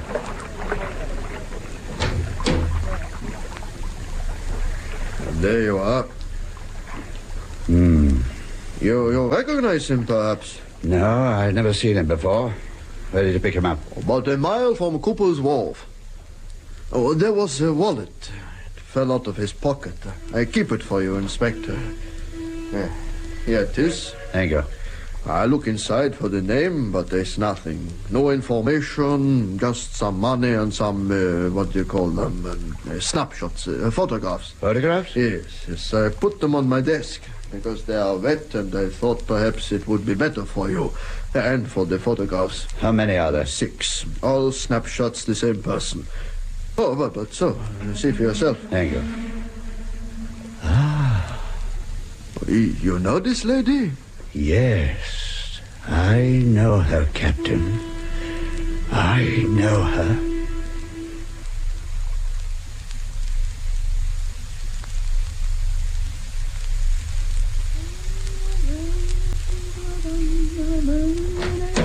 Ready, Steve? Ready. Yes, nearly. Then I'll get the car out and... By Timothy, Steve, you're not going to wear that hat. What do you you mean? We're going to the pictures, darling, not a garden You party. say that every time I buy a new hat. Now, Steve, I ask you. Don't ask me anything, darling. Just get the car out. Now, look, if I were you, I should put on that little... That little black one. Yes, I know, darling. But we are going to the pictures, not to the morgue. Well, so long as I don't have to sit behind you. Go in. Oh, yes, darling? Inspector Vosper's here, sir. Vosper? Yes, he'd like a word with you. All right, Charlie. I'll see you downstairs, Steve. Oh, for goodness sake, get rid of him, Paul. The big film starts at 8:20. Oh, no, Vosper, I'm afraid we're just going out. Oh dear. Oh, what's the matter? I was hoping you'd be able to spare me an hour or so. An hour or so? Yes, I'd like you to come out to Rotherhithe with me. This evening? Yeah. But why Rotherhithe? A man was picked out of the river late this afternoon. I'm hoping you might be able to identify him. Well, what makes you think I can identify him? Well, I don't know for certain that you can, but I'd like you to try. Yes, all right, Vosper. Good evening, Inspector. Good evening, Mrs. Temple. Are you ready, Paul? Steve, I'm terribly sorry, but... But what? I'm afraid you'll have to go on your own, dear. Oh, but why? Something's happened, Steve. What? I'll tell you later. Oh, all right. You take the car, I'll meet you for supper. I'll book a table at Luigi's. Are you going with the Inspector? Yes. I'll see you at Luigi's at about 10:30. I'm not really mad about this film, you know. I could go with you. I would have suggested that, Mrs. Temple, but I don't think it's a very good idea. No, you're not exactly dressed for the morgue, darling. No. Oh.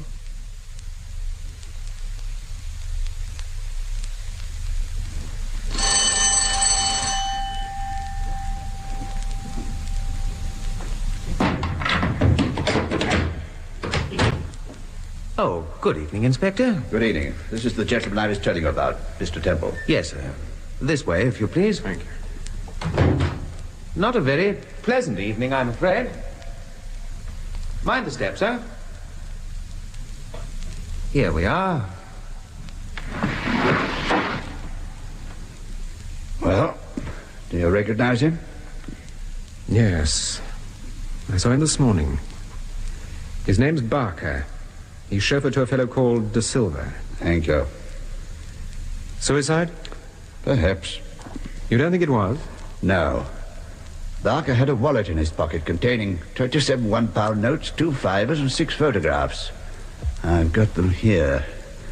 I'd like you to take a look at them. Thanks. But that's Steve. That's my wife. They're all photographs of my wife. Yes. I thought you'd be interested.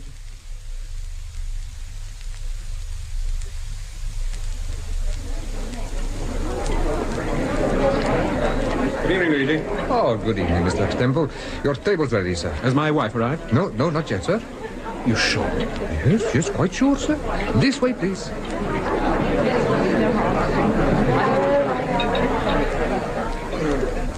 I make it 11:15, is that right?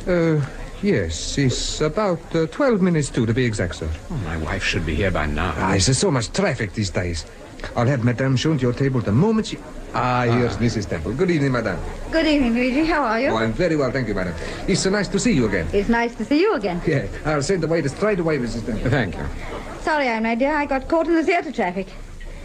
I think I'd like a drink, please. Yes, all right. I'll get the wine waiter. You sound very serious. Is something wrong? Yes.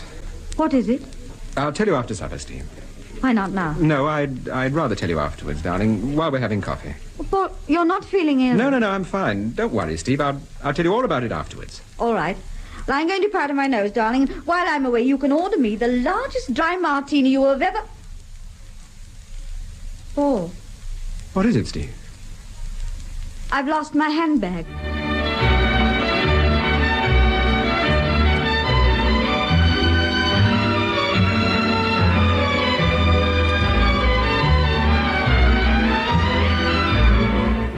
That was the third episode of the Francis Durbridge serial, Paul Temple and the Lawrence Affair, with Peter Cook as Paul Temple and Marjorie Westbury as Steve.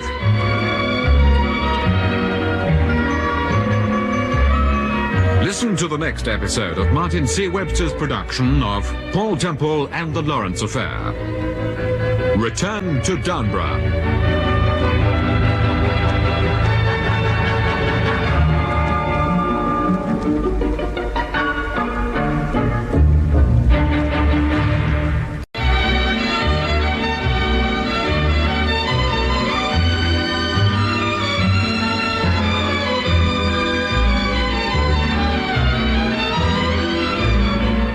present Peter Cook as Paul Temple and Marjorie Westbury as Steve in Paul Temple and the Lawrence Affair, a serial by Francis Durbridge.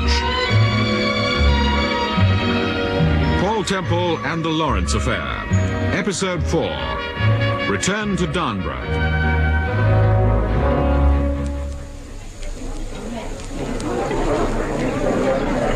Sorry I'm late, Paul. I got caught in the theatre traffic. No, my dear. I'd like a drink, please. Yes, all right, I'll get the wine waiter. You sound very serious. Is something wrong? Yes. What is it? I'll tell you after supper, Steve. Why not now? No, I'd rather tell you afterwards, dear, while we're having coffee. Paul, you're not feeling ill. No, I'm fine. Don't worry, Steve. I'll tell you all about it afterwards. All right. But I'm going to powder my nose, darling. While I'm away, you can order me the largest dry martini you've ever... Paul, What is it, Steve? I've lost my handbag. You sure? Of course I'm sure. I know. I had it in the cinema. Was it the black one? Yes, the one I showed you earlier this evening. The one you took to Downburgh? Yes. Oh, this is very odd. You remember what Mary Gardner said? Yes, I do. It's an extraordinary coincidence. A little too extraordinary for my liking. What do you mean? Mary Gardner warned you. She knew that sooner or later someone would attempt to get that handbag from you. But why? I mean, it's just an ordinary handbag. What was in it? Just the usual things. A handkerchief and a compact. With a letter. And, oh, Paul, my gold earrings. Were they in the... Yes, one of them was hurting slightly, so I took them off and put them in my bag. While you were in the cinema? Yes. Can you remember when you last saw the bag? It's difficult to say. I certainly had it in the cinema. You don't actually remember bringing it out with you? No, I don't. Was there anyone sitting next to you? Yes, a man came and sat down while the picture was on, but I didn't see him properly. Well, there's nothing we can do at the moment. We'll call at the cinema on the way home. You think it's been stolen, don't you? Well, don't you? The question is why? I don't know why, but Mary Gardner knew. Yes. Paul, tell me, what happened tonight? A man called Barker committed suicide, or was murdered. We're not sure which. Anyway, Vosper had a hunch that I might be able to identify him. Who was he? He was Ernest de Silva's chauffeur. His chauffeur? But does that mean... Steve, look, there's something I've got to say, and it's not going to be easy. What? I want you to go away for a little while. Go away? Yes. Where to? The south of France, if you like. South of France? Have a holiday. Enjoy yourself. Well, I've just had a holiday. Well, have another one. It won't do you any harm. What is this? Steve, I'm very worried about this Lawrence affair. That's no reason for trying to get rid of me. I'm not trying to get rid of you. You know what I'm thinking about, don't you? Yes, you're worried because Mary Gardner was shot wearing my coat. Exactly. You think those shots were meant for me, don't you? Yes, I do, but that isn't everything. Well, go on. This afternoon, when they fished Barker out of the river, they found a wallet on him. There were half a dozen photographs in the wallet, snapshots, and they were all of you. Of me? Yes. Why on earth did he carry photographs of me? There's only one possible explanation. He carried them as a means of identification. There was going to be no mistake next time, Steve. But why on earth should they bother their heads about me? Surely you're the one they should worry about. Yes, but for some unknown reason, you're the one they're interested in. Where were the photographs taken? In London? I'm not sure. They were mostly street photographs. You obviously didn't realize they were being taken. Was I carrying a handbag? Yes. The black one? Yes. Yes, I believe it was. Well, isn't it possible then that it wasn't me they were interested in, but the handbag? Certainly an interesting theory. You know, I ought to have thought of that. Yes, dear, you should. And there's something else you ought to have thought of, too. What's that? I'm just as interested in this Lawrence affair as you are. And we'll both go to the south of France when it's all over. All right, Steve. All right, dear.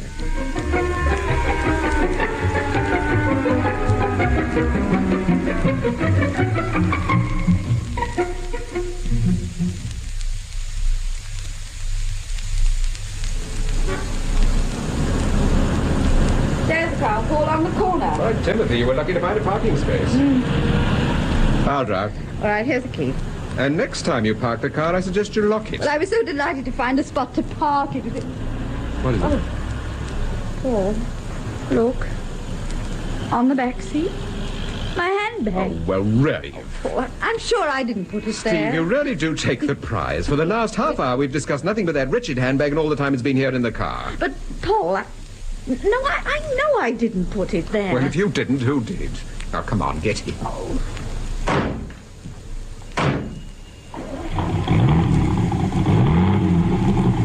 Tell me, were you in a hurry when you left the cinema? Well, yes, I knew I was late. And you jumped into the car and tossed your bag onto the back seat? No. Well, you are a goose, really.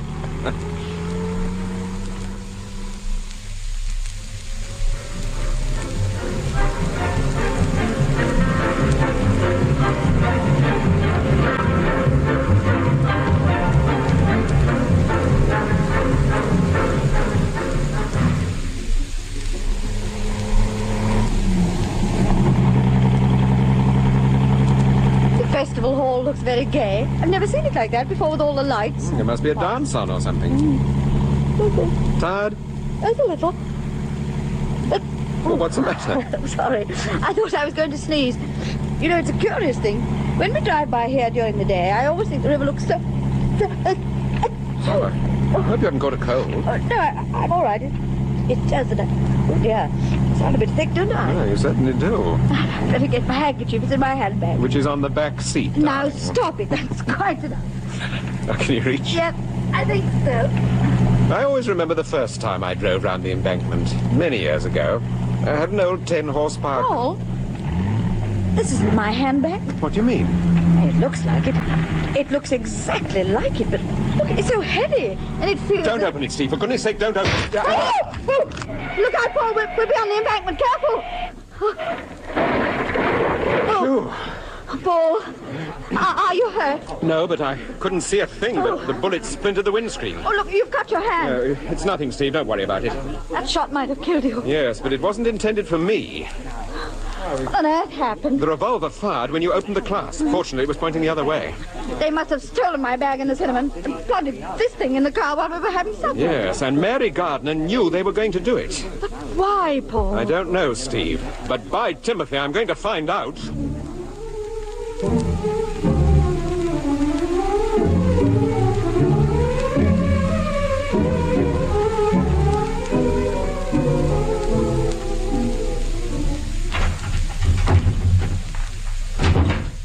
Oh, hello, Charlie. I thought you'd be in bed by now. I was in bed, sir, but Mr. Burford's called to see you. He said it was urgent, so I asked him to wait. Mr. Burford? Yes, Mrs. Temple. It's Max Burford. Where is he, Charlie? In the drawing room? Yes, sir. Right. Oh, but, Paul, you've got to do something about that hand. Oh, all right, Steve.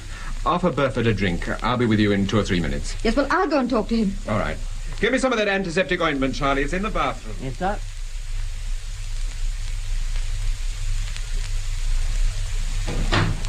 Oh, hello, Burford. Sorry to keep you waiting. Good evening, Mr. Temple. Oh, didn't my wife offer you a drink? Well, of course I did, but Mr. Burford... I'd rather not. Thank you very much. Oh.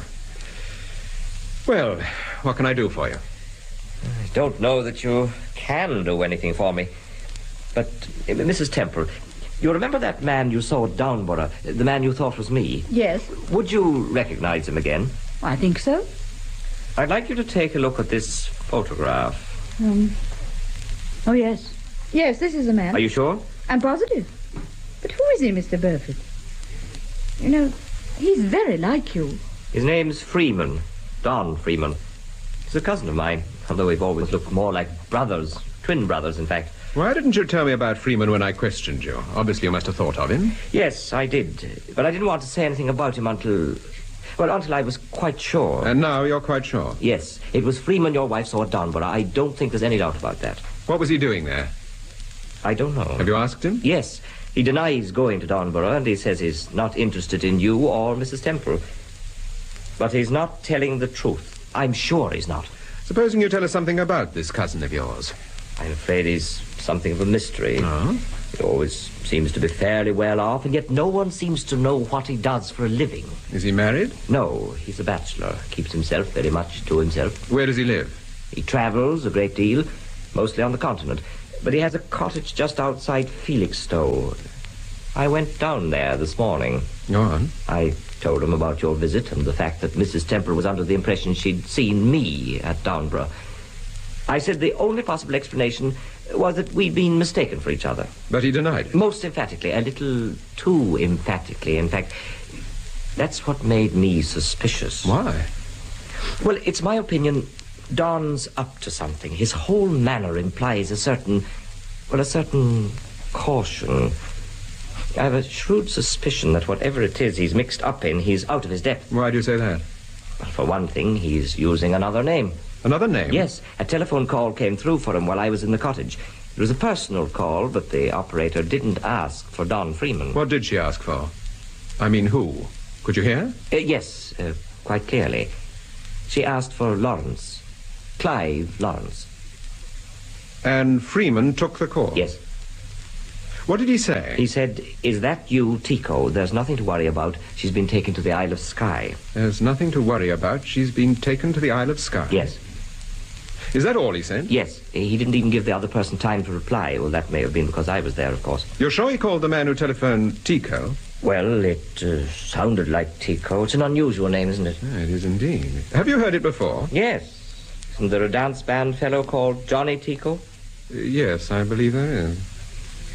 You'd better give me Freeman's address, Burford. It's Redstone Cottage, Denford Heath, near Felixstowe. Denford Heath, near Felixstowe. Thank you. Oh, it was very decent of you to come along with this information. I'm afraid I'd no alternative. Why do you say that? I tell you, Don's up to something. And whatever it is, well, I wouldn't want you to think that I was mixed up in it. Oh, I see. Well, why not change your mind and have a drink? I'm going to have one. All right. I'll join you. A whiskey and soda, please.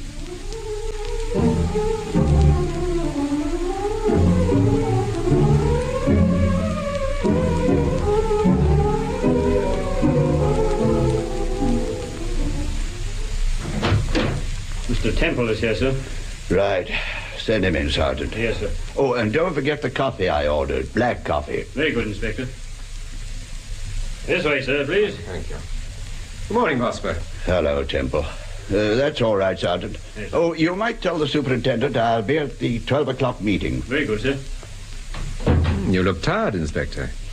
Not surprising. I haven't had any sleep for 36 hours. Oh, when did you get back? About an hour ago. Did you fly?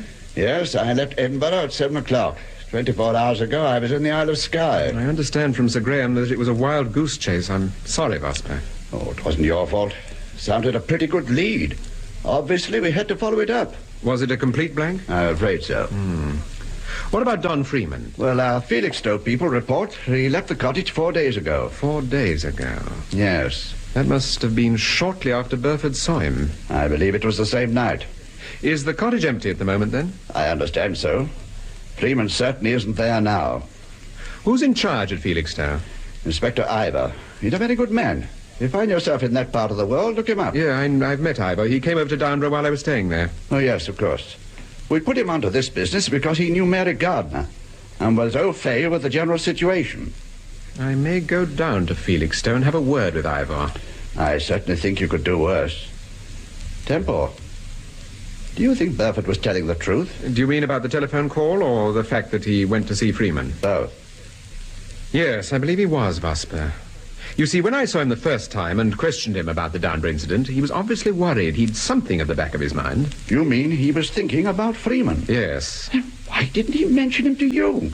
You're not going to tell me that this is the first time they've been mistaken for each other? Yes, Sergeant? Mr. Tico would like to see you, sir. Tico? Yes, sir. He says it's important. All right. Tell him to come up. Yes, sir. Were you expecting him? No, we've been having him watched. Ever since we got your message. He's probably got wise to it. Yes. He's made no attempt to contact Freeman. So far as we can tell, the only thing he's interested in is that wretched dance band. Nevertheless, Tico's mixed up in this business. I'm sure of that. I agree, but to what extent exactly? When you saw Tico the night Mary Gardner was shot, you expressed the opinion that his wife was the brains and Tico merely a line shooter. Yes, I still think that. But it was Tico, remember, not his wife, who contacted Freeman. Yes, but if Burford was telling the truth, the phone call seems to imply that Tico wasn't at all happy about things. Freeman said, "There's nothing to worry about. She's been taken to the Isle of Skye." You mean Tico probably made the call because he... Mr. Tico, sir. Oh, come in, Tico. I think you know Mr. Temple. Yeah, I know, Mr. Temple. Won't you sit down? Look, Inspector, I guess we're both pretty busy, so I won't beat about the bush. Have you got someone tailing me? Tailing you? You know what I mean, following me around. Sit down, Tico. What makes you think someone's following you? Look, don't give me this what makes you think technique. I've asked a simple question, I want a simple answer. Is someone tailing me? Yes. One of your men? Yes, one of my men. Okay. At least we know where we are. Now, what's this all about? Supposing you tell us what it's all about. I don't get this. Tico, a girl called Sylvia Ross disappeared. The night she disappeared, she sent you a note. I know, and I told you what was in the note. You said it was a request for your band to play a certain dance number. So it was. Are you sure the note didn't contain something quite different? What, for instance? A name and an address, for instance. What name? What address? The name, Mr. Clive Lawrence. The address, Hotel Steinbach, Zermatt. I've never heard of anyone called Lawrence. Listen, Tico. We think you're mixed up in this business. That's why I put one of my men onto you. Now, if you've got any sense, you'll talk. Talk? Talk? About what? Get wise to yourself, for Pete's sake. I'm an entertainer, a public figure. If a girl wants to send me a note, there's nothing I can do about it. I told you I'd never set eyes on Sylvia Ross until she came to the Palais that night. And what about Brian Dexter? Dexter? The man she was with. I don't even remember the guy. Now look, Inspector, so far I've been very patient about all this, but if you don't stop this malarkey and call off your bloodhound, I shall write to the powers that be. And what shall you tell them? I shall tell them that an innocent man is being persecuted. I shall tell them the whole story. Well, that's more than you've told us. What do you mean? Tico, you say you've never heard of a Mr. Lawrence? No. Have you heard of a man called Freeman? Don Freeman? No. Didn't you telephone Freeman the other day, and didn't he say, there's nothing to worry about, she's, meaning Sylvia Ross, she's been taken to the Isle of Skye? I tell you, I've never heard of Freeman. If I'd never heard of him, how the heck could I telephone him? For an entertainer, a public figure, it's surprising the number of people you've never heard of. Now listen, policeman, don't get too clever. Tico, do you happen to know a Mr. De Silva by any chance? De Silva? Yes. Yeah, I know De Silva. He's an eye specialist. That's right, you know him. Well, I consulted him about 6 months ago. Why? I was having headaches. I thought perhaps I needed glasses. Who recommended De Silva? My wife did. Your wife? Yeah. She went to him before we were married. Oh. Oh, I see. Well, thank you. What are you smiling at? Am I smiling? Yeah.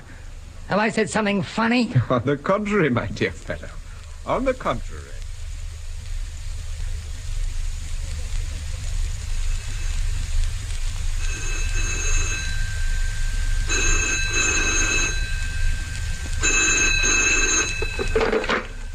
Hello? Hello? Hello? Can I speak to Mr. Temple, please? Oh, I'm sorry, sir. You've just missed him. Just missed him. You mean he's gone out for a little while? No, sir. Mr. and Mrs. Temple have gone away for 2 or 3 days. Oh, I see. Perhaps you could give me their address. Oh, certainly, sir. They're staying at the... at some place in the country. Some place in the country? Yes, sir. Well, where exactly? Oh, I'm afraid I don't know where exactly, sir. That is not very helpful. No, sir. Who shall I say called? Mr. De Silva. Mr. Ernest De Silva. Thank you, Mr. De Silva. I'll deliver your message. Goodbye.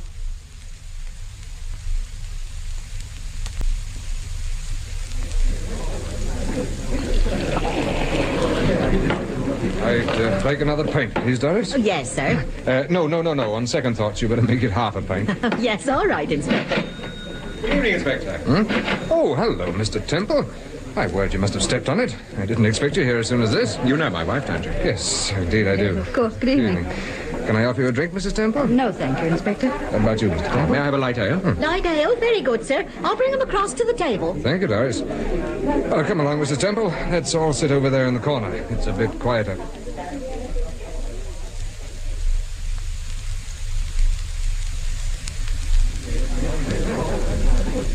As soon as I got the message, I went out to the cottage, but there was no sign of Freeman. I understand it is at a place called Denford Heath. Yes, that's right. It's about 4 miles from here.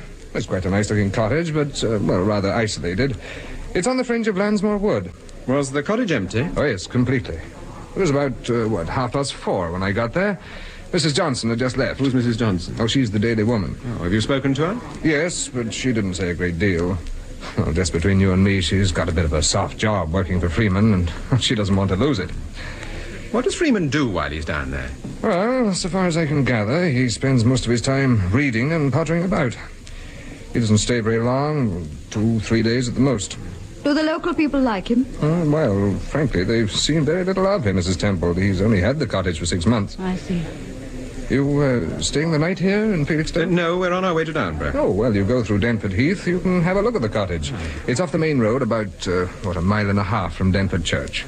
Inspector, is Salty West still in Downburgh? Oh, yes, he's back. He went away for a week or so, but, remember, you sent me a telegram. Yes. Well, Salty's lived most of his life in Downburgh. I don't ever remember him leaving the place before. Where did he go to? Do you know? No, I don't know. No one seems to know. It's something of a mystery. And is he just the same as ever? How do you mean? I mean, does he look the same and mix with the same people? Oh, yes, I think so. Well, perhaps he's even more independent than he was. He drinks rather a lot, but well, then he always did. We sent you the telegram, Inspector, because my wife was under the impression she'd seen him in London. Well, actually, at Maidenhead. At Maidenhead? Yes. He was sitting in a Rolls-Royce outside the Stag's Head Hotel. What? Salty West? Yes. And he looked very clean, very spruce, and very pleased with himself, I thought. You must have been mistaken, Mrs. Temple. No, I wasn't mistaken, I assure you. In any case, he recognized me. He winked. He winked? Yes. Oh, well, then that was Salty, all right. He just can't resist winking. It's a regular habit of his.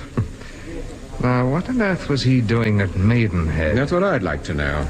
And what I intend to ask him. A pint of bitter and a light ale. Oh, look, I said half a pint, Doris. Oh, I'm sorry, sir. It's all right. This one's on me. You can manage a pint, Inspector. All right. Thank you, sir. Well, good luck, Mr. Temple. I hope you get more out of Salty West than I did.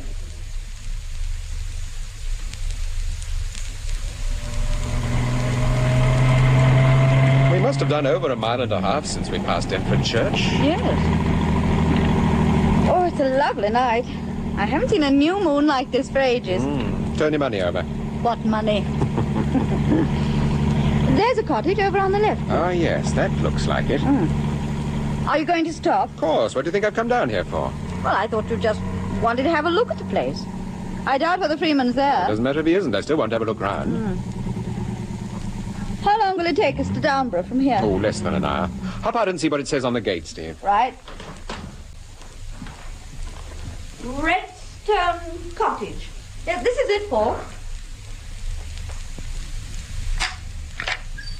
It's rather pretty. Yes, it's a very nice porch. I agree with the inspector, though. It is isolated. Shouldn't like to live here. It probably looks quite different in daylight. Did you hear that? It's only an owl. Don't be silly. I expected a lot of bats round here, too. Yes, I shouldn't be a bit surprised. Oh, there's obviously no one here, or there'd be a light showing. What's that handle on the side of the door? Where? Oh, it's a bell pull. Oh, that works anyway.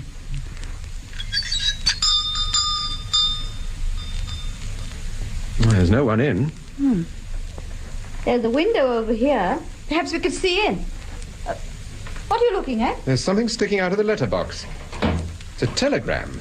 Addressed to Freeman? Yes, Don Freeman, Redstone Cottage. Oh, well, you'd better put it down. Oh, really, Paul? What's it saying?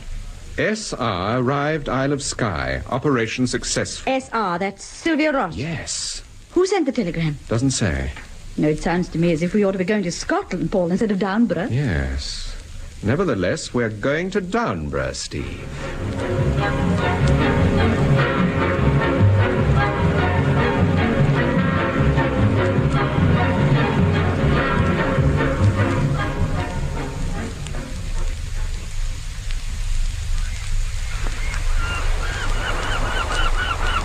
Do you know what time it is, Paul?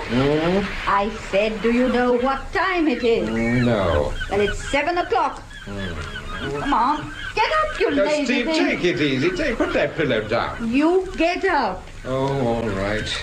You're developing into one of those hearty females. Cold showers and eggs and bacon for breakfast. Eggs and bacon. Sounds delicious. It's a lovely morning. The sun's blazing. I adore Downburgh. Good. I'll remember the next time you want to go to the south of France. What are we going to do this morning? Well, I know what I'm going to do. I'm going to track down Salty West and have a good talk to the old boy. I've a hunch he knows something. What are you looking at? Isn't that a wonderful yacht? Where? In the harbour. Oh, I didn't think it'd be in the garden. By Timothy, it is. It's a beauty. It certainly is. I'm not the only one who gets up at 7 o'clock. Why do you say that? Look, there's someone on deck. If I had a yacht like that, I doubt whether I should ever go below. What's he doing?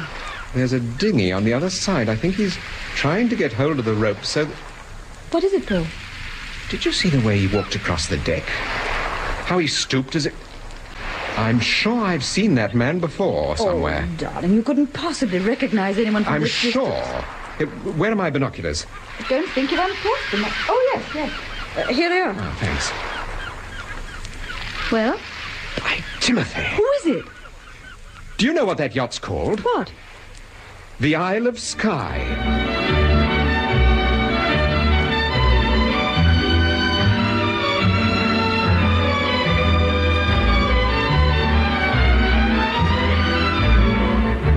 That was the fourth episode of the Francis Durbridge serial, Paul Temple and the Lawrence Affair, with Peter Cook as Paul Temple and Marjorie Westbury as Steve.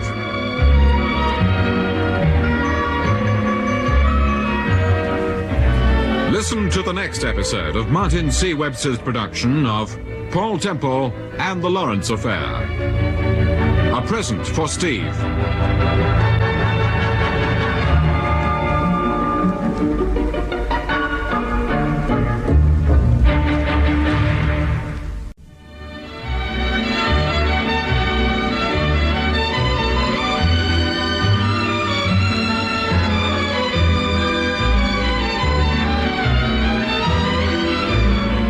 We present Peter Cook as Paul Temple and Marjorie Westbury as Steve in Paul Temple and the Lawrence Affair, a serial by Francis Durbridge.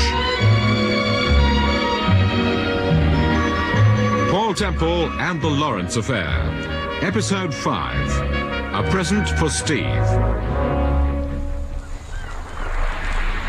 Look, there's someone on deck. If I had a yacht like that, I doubt whether I should ever go below. What's he doing? There's a dinghy on the other side. I think he's trying to get hold of the rope, so...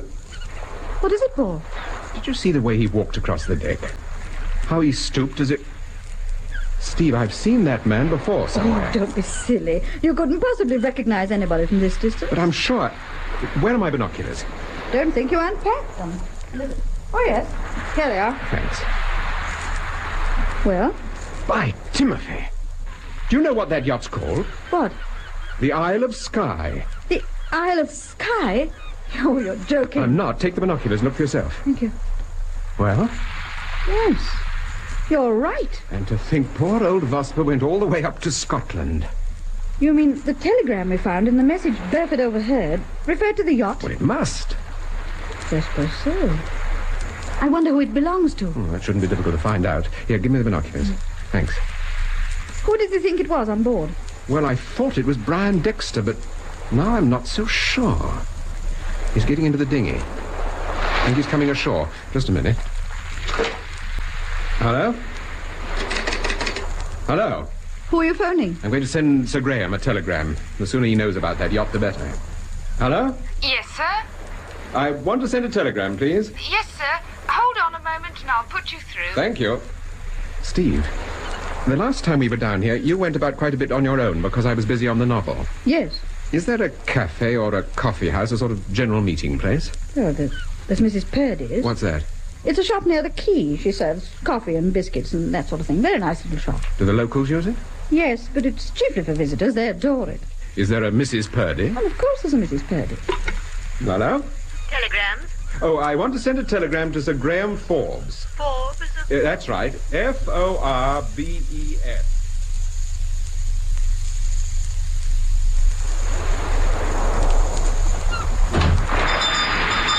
Good morning, Mrs. Purdy. Oh, good morning, Mrs. Temple. It's nice to see you again. I don't think you've met my husband. No. Good morning, sir. Good morning, Mrs. Bell. Well, will this table by the window be all right for you? Oh, yes, splendid. We'd like some coffee and some biscuits, please. Yes, certainly. My word, but it's a bit cold this morning, isn't it? Well, I was just saying how nice it was. My wife never feels the cold. Well, there seem to be quite a few visitors in Downburgh for the time of the year. Yes, we've been quite busy just lately. It's surprising. It's a lovely view from this window, Paul. It is indeed. Who does that yacht belong to, Mrs. Purdy? Do you know? But the white one, sir? Yes. Oh, it belongs to a lady, I believe. A Mrs... Oh, dear, now what do they call her? A peculiar foreign sort of name. De Silva, that's it. Mrs. De Silva. Mrs. De Silva? That's right, Mrs. De Silva. A very nice lady. Very smart.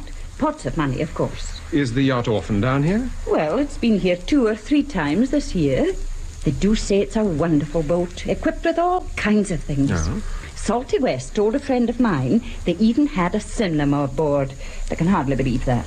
Have you seen Salty West recently? Oh, he pops in occasionally, looking more dishevelled than ever. Well, 2 coffees, he said. That's right, Mrs. Purdy, and some biscuits, please. Very good. Paul, you were right. It was Dexter you saw. How do you know? Look through the window. Oh, yes. He's coming in here. Good morning, sir. Good morning, Mrs. Purdy. I'd like a dozen scones, please. Yes, certainly, sir. Oh, and some of that delicious cream we had yesterday morning. Yes, sir. Well, it's in the back. I won't keep you a minute. Thank you. Good morning, Dexter. Oh. Hello, Temple. It's a small world, isn't it? How long have you been down here? We arrived last night. You know my wife, of course. Yes, rather. Good morning, Mrs. Temple. Morning, Mr. Dexter. You staying at the hotel? No, I'm staying with some friends. In Downburgh? No. Well, yes, in a way. What do you mean? As a matter of fact, I'm staying on one of the yachts. Oh, indeed. It wouldn't be that heavenly white one. As a matter of fact, it is. Oh, we were admiring it this morning from our bedroom window. You must have some very wealthy friends, Dexter. Is this a frequent haunt of yours? No, I don't think I've ever been in this part of the world before. It's very pleasant, isn't it? Very pleasant. Are you staying long? Well, I don't really know. It rather depends on when we decide to move on. Yes, I suppose it would. Well, that sounds a bit stupid. What I really meant is it doesn't depend on me at all. It depends on someone else. On Mrs. De Silva? Yes. You know her? No, but we admired the yacht so much that we inquired who it belonged to. We were told Mrs. De Silva. Yes, that's right. She's an old friend of my father's. Is she related to Ernest De Silva, the eye specialist, by any chance? Yes, she's his wife. But the yacht doesn't belong to Ernest. It belongs to... His wife? Yes. Let's see. Do you know Ernest? We have met. Is he a friend of yours? No, you'd hardly call him a friend. Well, here's your scones, sir. And the cream. Oh, thank you, Mrs. Purdy. Now, that'll be 9 and 6. Oh, sir. right. Thank you, sir. The coffee won't be but a few minutes, Mrs. Temple. Thank you. Well, I'll be making a move. Nice to have seen you. Goodbye, Mrs. Temple. Goodbye, Mr. Dexter. Oh, I suppose there's no news. About Sylvia, I mean. No, there's no news, Dexter. I haven't been questioned lately. I gather you must have spoken to the inspector. Yes, I did. Oh, thank you. I'm very grateful. Well, if you're grateful, perhaps you wouldn't mind doing me a favor. Oh, why, yes, of course. What is it? I'd like to meet Mrs. De Silva. Do you think that could be arranged? Yes, I don't see why not. Splendid. I'll leave it to you, then. We're staying at the Crescent Hotel. Well, I'll give you a ring. Probably later in the day. Fine. Perhaps you'd like to come out to the yacht for drinks. Oh, that'd be very nice. Oh, how lovely. I should love to see over it. Well, I'll have a word with Julie, Mrs. De Silva, and let you know. Splendid. Oh, incidentally, you might tell her I was awfully sorry to hear about her chauffeur. Her chauffeur? Yes, Barker. Oh, what about him? He's dead. What? Well, he apparently committed suicide. Barker did? Yes. Are you sure? Of course I'm sure. I identified the body. This is very odd. Why? Oh, Julie can't know about it, or she'd have mentioned it to me. But why did you identify the body? When they fished him out of the river, they didn't know who he was. They found some photographs on him of my wife. Photographs of Mrs. Temple? Yes. But why on earth should Barker carry photographs of Mrs. Temple? Yes, that puzzled me at the time. Well, I'll give you a ring later. Yes, all right. Goodbye. Goodbye. Goodbye. Do you think he did know about Barker? Well, if he did, he's a pretty good actor. Paul, do you think he's in league with Freeman and this Mrs. De Silva? And do you think Sylvia Rossi is actually on that yacht? Well, the telegram we found and the phone message Burford overheard must have meant the yacht. Yes. On the other hand, I shouldn't have thought a yacht was a very good place to hide anyone. Oh, I would have thought it was excellent. All the police need is a search warrant. Once they're on board, they're bound to find the girl. Yes. Well, assuming that she is on the yacht, and assuming she's been kidnapped, I still don't understand why. No? No. I mean, if it's simply a question of money, a ransom, why haven't they been in touch with her father? And in any case, why pick on Sylvia Ross? I mean, there must be lots of men with a great deal more money than Sir Carlton. No, it isn't a question of money, Steve. I'm sure of that. You mean it's tied up with the fact that her father's head of MI5? Yes. You know, Paul, I've often thought back to how this business first started. How did it start? Well, surely it really started the day we went out in that boat with Bob Gardner, when the shots were fired at us. I think it started long before that. How do you mean? Well, if Linda Tico was telling the truth, the name Clive Lawrence was on the note that Sylvia Ross sent to Johnny Tico. Also an address, the Hotel Steinbock, Zermatt. Well? Don't you remember what Bob Gardner said about that name and address? One day it's going to be very important. Yeah. Now, Sylvia Ross stayed at Zermatt over 12 months ago, and that's where she may have met this mysterious Mr. Lawrence. If so, this business first started then.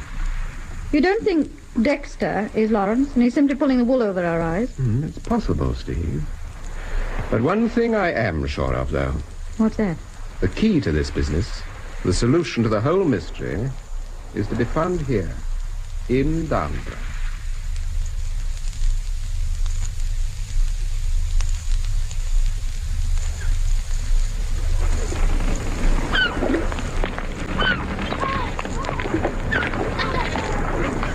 There doesn't appear to be any sign of your friend, Salty. Oh, he always used to be down here, usually lounging against one of the boats. Oh, is this him? No, he's much shorter than that. Oh, excuse me. Yes, sir? Do you know Salty West? Oh, sure, I know Salty. You don't happen to know where he is at the moment? Yeah, that's him out there in the bay. I can see the boat, but there doesn't appear to be anyone in it. Well, he's there, all right. He's supposed to be fishing. Supposed to be? Yeah, if I know Salty, he's asleep. Oh. Well, how long will he stay out there? He'll wake up when the pub's open. I see. Look, could I hire a boat to take us out there? I want to have a chat with him. I'll take you out. Oh, thanks very much. It'll cost you £50. That's all right. £5 return. It's a deal. Follow me, then. My boat's about 100 yards further down.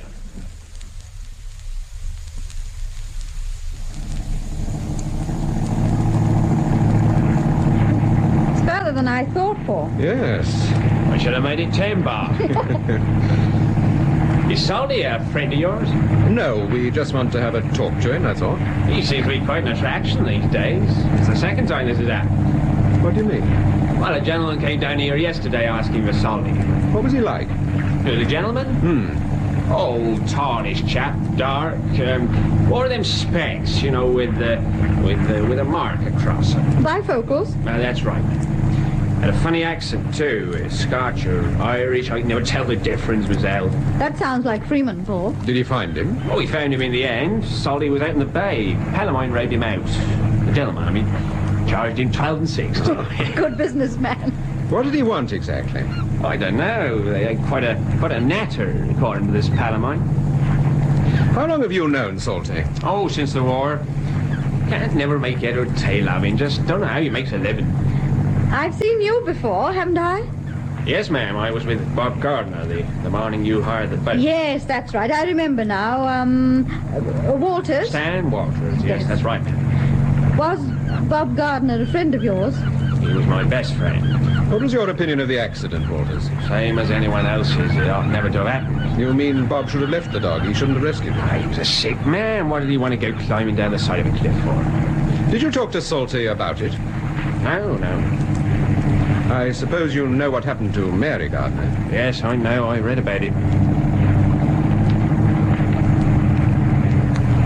Well, here we are. Oh, you're right. He's asleep. Salty! Salty, wake up! Well, he certainly is asleep. Salty! What's the matter with the man? He's waking up now. What is this? Oh, what's going on, eh? Wake up, Salty. He's been drinking, Paul. Look at all the empty bottles. Well, what is it? What do you want? I brought some friends out to see you. I haven't got any friends. Go away. Well, no, leave me alone, will you? I want to sleep. I'll go away. Salty, we want to have a talk to you. We shan't keep you long. Well, who are you? You no friend of mine?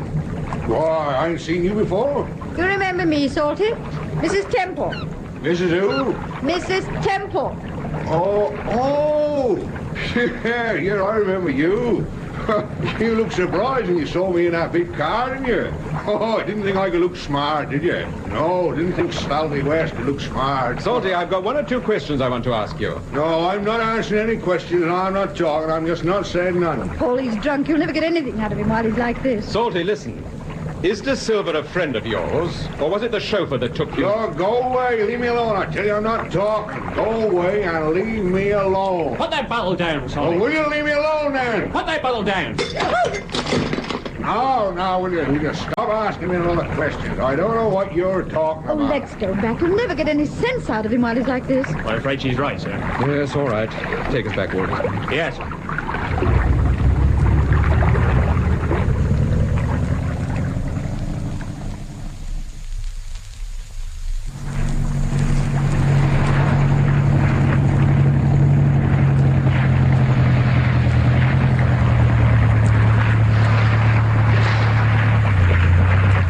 Can you manage? Yeah, just stay where you are, sir, and I'll pull the boat in. There, how's that? That's fine. Yeah. Well, I'm sorry it wasn't a more successful trip, sir. Oh, it couldn't be helped. Here you are. Oh, thank you, sir. No. Keep your change. Oh, that's very kind of you, sir. Walters, tell me, do you see a great deal of Salty West? Well, he always seems to be about, sir. As I told you before, he's a bit of a mystery. No one seems to know where he gets his money from, but he always seems to have plenty. Is he married? No, he lives alone in a cottage at the top of Felston Cliff. Well, thank you, Walters. Mr. Temple. Yes? Excuse me asking, sir, but, well, I know it's none of my business, but why are you interested in Salty West, sir? I'll tell you why, Walters, if you'll tell me why you're interested. Well, I know your reputation, sir, and I was wondering if you was dissatisfied in any way. Dissatisfied? With the verdict, sir. Verdict? You mean Bob Gardner? Yes, sir. Was it an accident or wasn't it? Well, if it wasn't, it must have been murder. And if it was murder, there must have been a motive. Can you suggest a possible motive? Oh, no. Everyone liked Bob. He was the most popular chap in Downburgh. Did Salty West like him? Yes, I think so. What about his sister, Mary Gardner? What about her? Was she popular? I had very little to do with her. I don't know whether she was popular or not. I gather you were not particularly fond of Miss Gardner. You still haven't answered my question, Mr. Temple. Several days ago, my wife saw Salty sitting in a large limousine at Maidenhead. Salty? Yes, Salty. The car belonged to a man called Ernest De Silva. His chauffeur, Barker, was found dead. He had some photographs on him of my wife. I wanted to question Salty about Barker and about Mr. De Silva. De Silva? Yes, Ernest De Silva. Have you heard the name before, Mr. Waters? Well, yes. There's a Mrs. De Silva. She's often in Downburgh. That's her yacht over there. Do you know her? I've seen her about. Good-looking woman. How old would she be? Oh, now you're asking me, Mrs. Temple. Early 40s. What did she come to Downburgh for, exactly? Has she got friends in this part of the world? I wouldn't know, Mr. Temple. Well, thank you, Walters. If we need you at any time, you can always find me down at the quay. Good. And if I'm not there, try the air announce.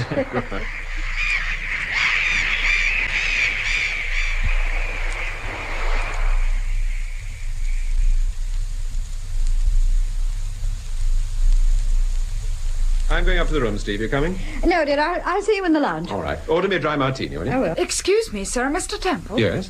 Mr. Dexter telephoned about a quarter of an hour ago, sir. Thank you. Did he leave a message? Yes, sir. He said he'd spoken to Mrs. De Silva and would you and Mrs. Temple meet him down at the quay at about 6:15. 6:45. I see. Thank you. Thank you, sir. There's no other message for me? No, sir. It's a wonder you haven't heard from Sir Graham. He must have got your telegram by now. Yes. I've got a hunch we shall see Vosper down here with half the flying squad. I wouldn't be surprised. I won't be long, Steve. All right, dear. Anything I can get you, madam? Yes. 2 dry martinis, please. Yes, certainly, madam. 2 dry martinis. Oh, hello. I beg your pardon. It is Mrs. Tico, isn't it? Yes. Mrs. Temple. Oh, hello. I'm sorry I didn't recognise you. You remember we met the night my husband and I came to the Palais? Yes, of course I remember. Are you staying here? No. We're just passing through. I see. We stopped for lunch, that's all. Is your husband with you? Yes, he's just gone to get the car. We're in rather a hurry because he's got to be back in town for a rehearsal at 4:30. Uh-huh. Did you come down last night? No, early this morning. Johnny's mother lives just outside Felixstowe and, well, she hasn't been well recently and we suddenly decided to pay her a flying visit. Oh, I see. Well, you know how it is with the old folks. Are you ready, Linda? Yes, I'm coming, Johnny. Hello, Mr. Tico. Johnny, you remember Mrs. Temple? Yeah, sure. How are you? I'm fine. I'm so sorry to hear about your mother, Mr. Tico.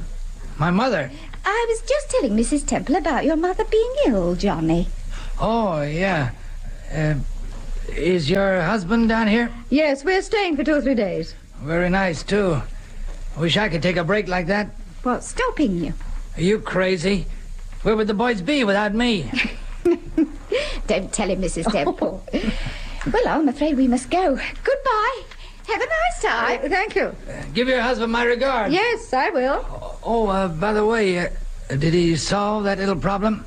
Which little problem, Mr. Tico? You know, the one he was investigating. Did they find that girl? No, I'm afraid not. That's too bad. Yes. Oh, well. Goodbye. Goodbye. Goodbye, Mrs. Temple. 2 gin and tonics, madam. Oh, 2 dry martinis. Oh, I thought you said... No, I said 2 dry martinis. Oh, I'm sorry. I'll change them, madam. No, leave them. It's all right. Oh, thank you, sir. Well, do you know who I've just been talking to? Yes, the Ticos. I saw them. They were just leaving as I came down the stairs. They're on their way back to town. What were they doing down here? Did they stay the night? No, apparently his mother's ill, and they suddenly decided to pay her a flying visit. Does his mother live in Downburgh? Between here and Felixstowe. They called in here for lunch. Story sounded perfectly all right until the maestro himself appeared on the scene. And somehow I can't imagine him dashing down from town just to see Mum. Oh, I'm inclined to agree, Steve. Besides, it's too big a coincidence. I remember the first time we met it... Yes? Oh, excuse me, sir. You're wanted on the telephone. Oh, thank you. Is there a phone down here? Yes, sir. Just near the dining room. Oh, thank you. Well, this is probably Sir Graham. They've got your telegram. Yes, I shan't be a minute, Steve. All right.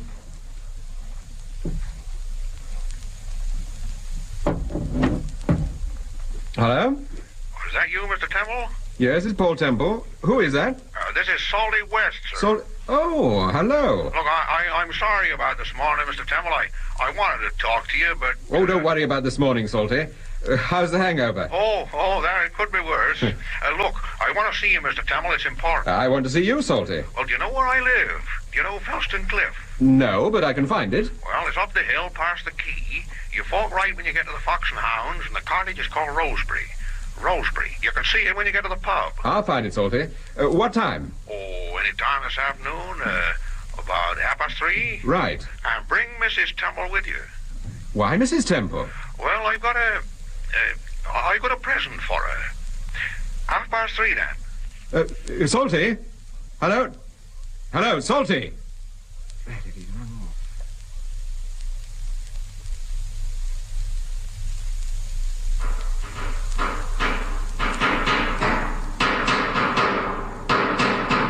Good afternoon, sir. No, good afternoon. I'm taking my car out. I shall be back about 5 o'clock. Yes, sir. Paul? Just a minute, Steve. You might check the oil for me. Certainly, sir. Shall I back the car out for you? Please, if you will. Yes, dear, what is it? Paul, that car over there. That's the one I saw at Maidenhead. You sure? Oh, yes, of course. 184 JMY.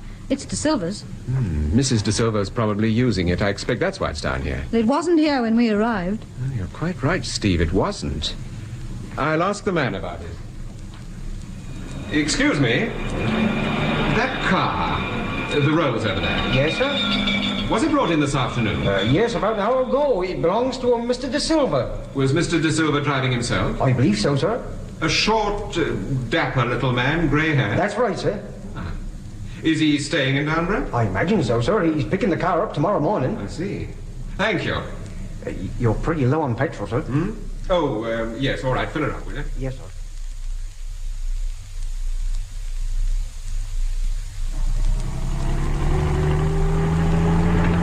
There's the Fox and Hounds. Oh, yes. Steve, when we reach the cottage, I don't want you to get out of the car. Why not? I just don't, darling. Paul, are you sure that you understood what Salty said? Yes, I'm quite sure. He said, and bring Mrs. Temple, I've got a present for her. Why should he want to give me a present? I don't know. But after that handbag, I'm taking no chances. He was probably still drunk. I don't think so, Steve. Paul, I don't know whether you realize it or not, but within the last 24 hours, every suspect in this affair has been in Downburgh. Yes, I did realize that, Steve. First of all, we saw Brian Dexter. And then Stan Walters told us about Freeman. No, we don't know for certain that he was Freeman. Oh, but the description fitted him. And then we bumped into the Ticos. And finally, we hear that Ernest de Silva... What is it? What's going on up there? Oh, it's a fire, look. By Timothy, it certainly is a fire.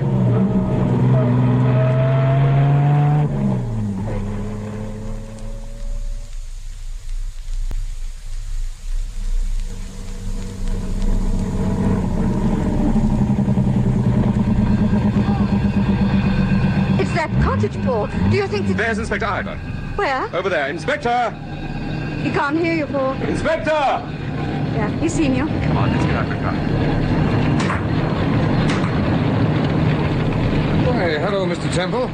What on earth are you doing here? What are you doing here? Have you joined the local fire brigade? Oh, I happened to be in the station talking to a friend of mine when the message came through. I was curious. Whose cottage is it, Inspector? It's Salty West's. Am I right, Inspector? Yes. How did you know? We had an appointment with him. That's why we came up here. But what happened? Well, it's difficult to tell at this stage, but it looks to me as if the cottage was deliberately set on fire. Where is Salty? Oh, he's over there, by the bank.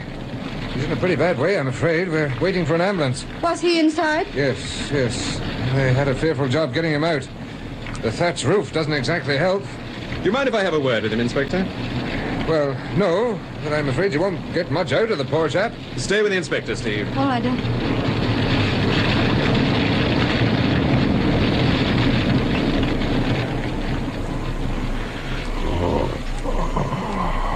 Salty, this is Temple. When are they going to take me away? Soon, Salty, soon. It won't be long now. I can't move. Oh, my head. Are you cold? Would you like me to fetch you another rug? No, don't touch me. Salty, listen. What did you mean on the phone when you said you'd a present for Mrs. Temple? On the phone? Yes, this is Paul Temple, Salty. Remember, you telephoned me. Oh, yes, that's right. Well, what did you mean, Salty? Temple, feel in my pocket. My coat pocket. Which one? Left. In here? Yes. Have you got them? Yeah.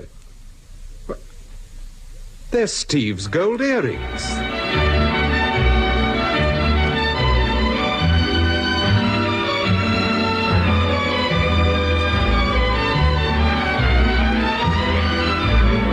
That was the 5th episode of the Francis Durbridge serial, Paul Temple and the Lawrence Affair, with Peter Cook as Paul Temple and Marjorie Westbury as Steve.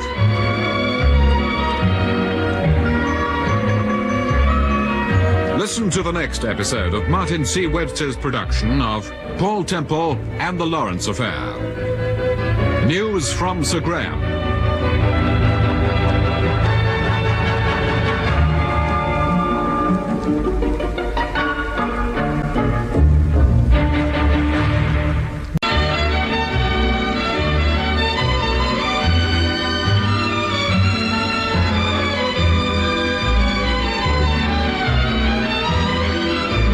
We present Peter Cook as Paul Temple and Marjorie Westbury as Steve in Paul Temple and the Lawrence Affair, a serial by Francis Durbridge. Paul Temple and the Lawrence Affair, Episode 6, News from Sir Graham. Salty, listen. What did you mean on the phone when you said you'd a present for Mrs. Temple? On the phone, Yes, this is Paul Temple, Salty. Remember, you telephoned me.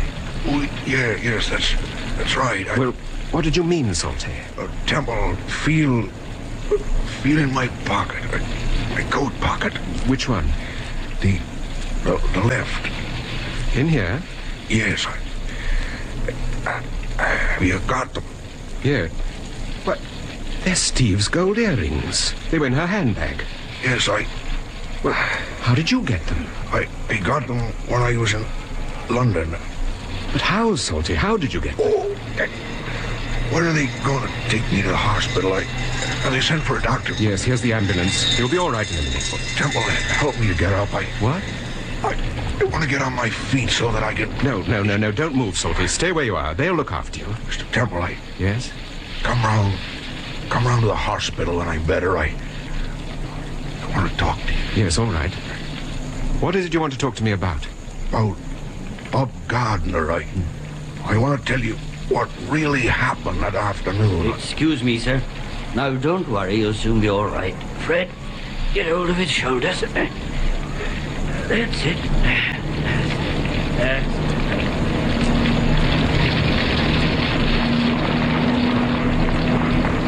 How is he? Pretty bad, I'm afraid.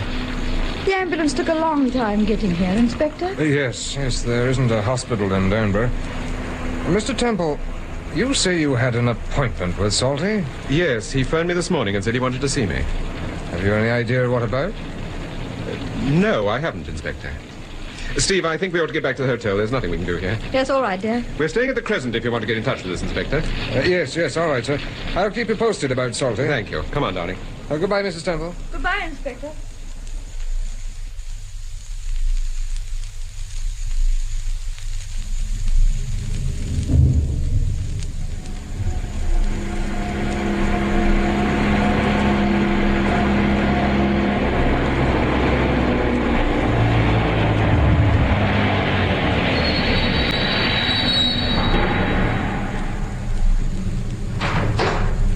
Shall I put the car away, Mr. Temple? Oh, if you would, please.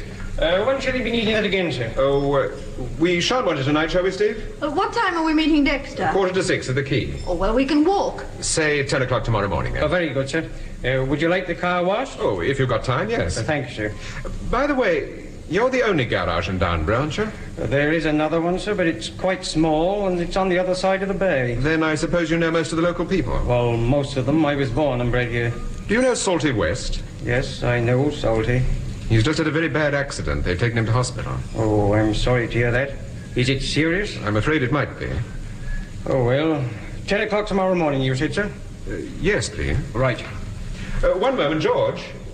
It is George, isn't it? Yes, George Watford. Tell me, George, did you know Bob Gardner? Yes, I knew him. Was he a friend of yours? No, I don't mix much with the locals. But you knew Gardner? Yes, he was a customer of mine. A credit customer? I mean, had he an account? Yes, he had an account.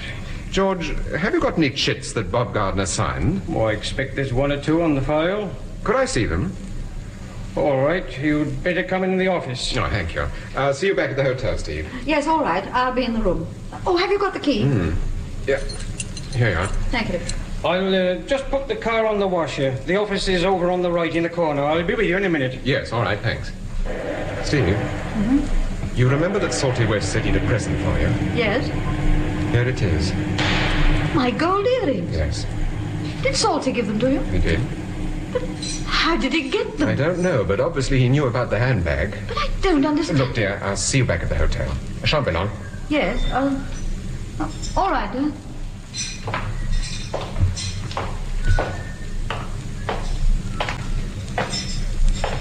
Yes, sir, that's right inside here.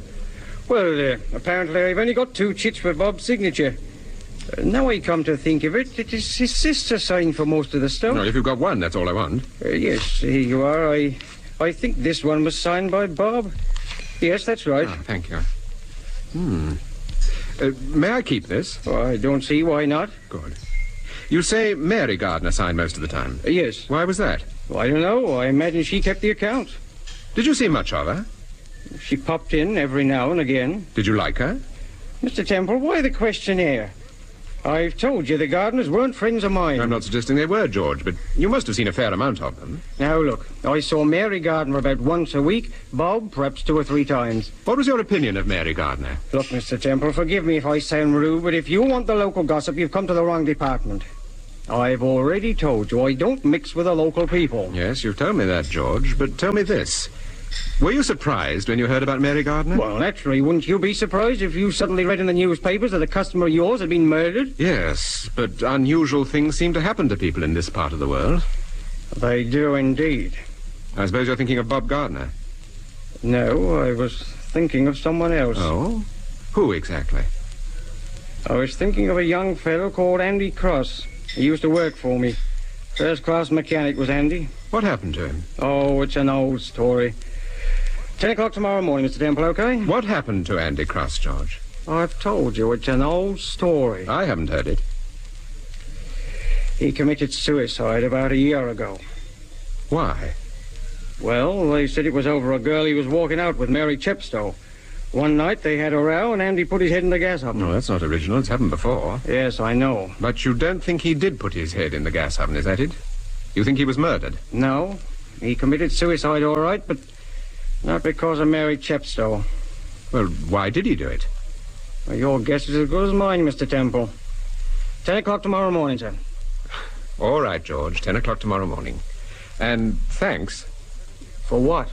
For telling me about Andy Cross.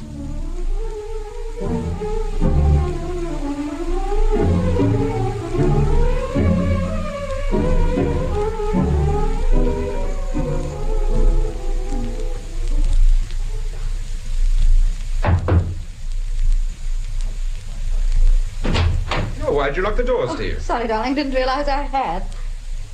Well, did you get what you wanted? What do you mean? The chit you were talking about. Bob Gardner's signature. Oh, yes, I got that all right. What did you want it for, anyway? I wanted to compare the signature with the one on the letter that Mary Gardner brought me. Have you still got that letter? No, not here, at home. Oh, you've changed address. We are supposed to be meeting Brian Dexter at 5:45. What time is it now? Well, it's gone 5. Oh, we've got bags of time. It won't take us more than 5 minutes to walk down to the quay. I suppose there was no message for me when you got back to the hotel? No, I asked at the reception desk. I just can't understand why I haven't heard from Vosper or Sir Graham. You'd have thought that at least one of them would... hello? Mr. Temple? Yes? There's a gentleman asking for you at the reception desk, sir. Oh, who is it? One moment, sir. Temple, this is Forbes. May I come up to your room? Why, yes, of course, Sir Graham. Room 12. Thanks, right. Well, talk of angels. Has he just come up from town? Sounds like it. Is he alone? I imagine so. Oh, surely he wouldn't come all this way Steve, without... you know just as much about this as I do. Well, if he's motored all the way from town, I expect a poor man could do with a drink. Well, we'll deal with that problem later, darling. All right. Steve, while we were staying down here before, did you ever hear anyone mention the name Andy Cross? Andy Cross? Yes. Do you know, I believe I did. Mrs. Purdy mentioned him. Wasn't he a garage mechanic who committed suicide? Yes, that's right. Why didn't you tell me about him? Well, I didn't think it was important. Surely it's always over a year since it happened. About a year. Well, from what Mrs. Purdy said, he had a row with his fiancée and put his head in the gas oven. Yes. Who told you about Andy Cross? George, the man at the garage. We were talking about Downburgh and it suddenly came out. Well, I mean, it's a pretty commonplace story, isn't it? You can read that sort of thing every weekend in the Sunday newspapers. Oh, here's Sir Graham. Come in, Sir Graham, come in. Hello, Temple. Welcome to Downburgh, Sir Graham. Thank you, Steve. How are you? I'm fine. You got my telegram? About the yacht? Yes. I tried to phone you, but we'd had rather a hectic day. Is that the yacht in the bay there? Yes, that's the Isle of Skye. It belongs to a Mrs. De Silva. De Silva? Any relation to Ernest De Silva? His wife. Oh, is she aboard? Yes. Have you met her yet? No, not yet, but we're going to. We've been invited for drinks this evening. But if you haven't met her, how did you manage to get an invitation? Brian Dexter's invited us. He's a guest on board the yacht. Is he, by Jove? That's an interesting coincidence. And if you ask me, he's not the only guest. What do you mean, Steve? Steve's thinking of Sylvia Ross. You think she's on that yacht? Don't you, Sir Graham? Do you, Temple? I don't know. The conversation Burford overheard between Tico and Freeman certainly seemed to point that way, and so did the telegram I found. And yet... You're sceptical? Yes. Don't ask me why, Sir Graham, but I am. Oh, but look here, you didn't come all the way to Downburgh just to talk about my telegram. No, you're quite right. I didn't. What's happened, Sir Graham? Is there a new development? Yes. Well? Sylvia Ross returned home about an hour after we received your telegram. What? What do you mean? Returned home? A taxi drove up to the house. Sylvia got out and rang the bell. It was as simple as that. But surely somebody Just a must minute, have Steve, seen- just a minute. Sit down, Sir Graham. Now, take your time and let's have the whole story. Well, the whole story boils down to the simple fact that for days we've been searching for this girl, and at 9:30 this morning, she returned home. Oh, well, Fortunately, her father was in the house. Naturally, Sir Carlton was delighted to see her, and pretty excited in the bargain. I can imagine it.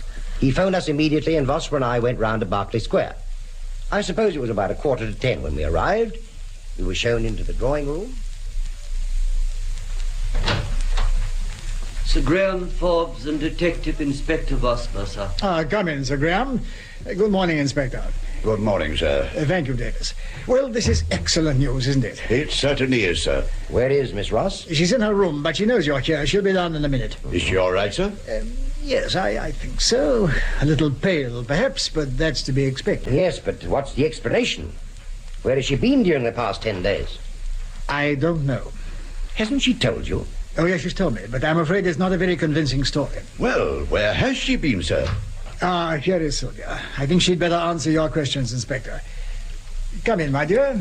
This is Sir Graham Forbes and Detective Inspector Vosper. Good morning. Good morning. Oh, do sit down, gentlemen, please. Thank you very much.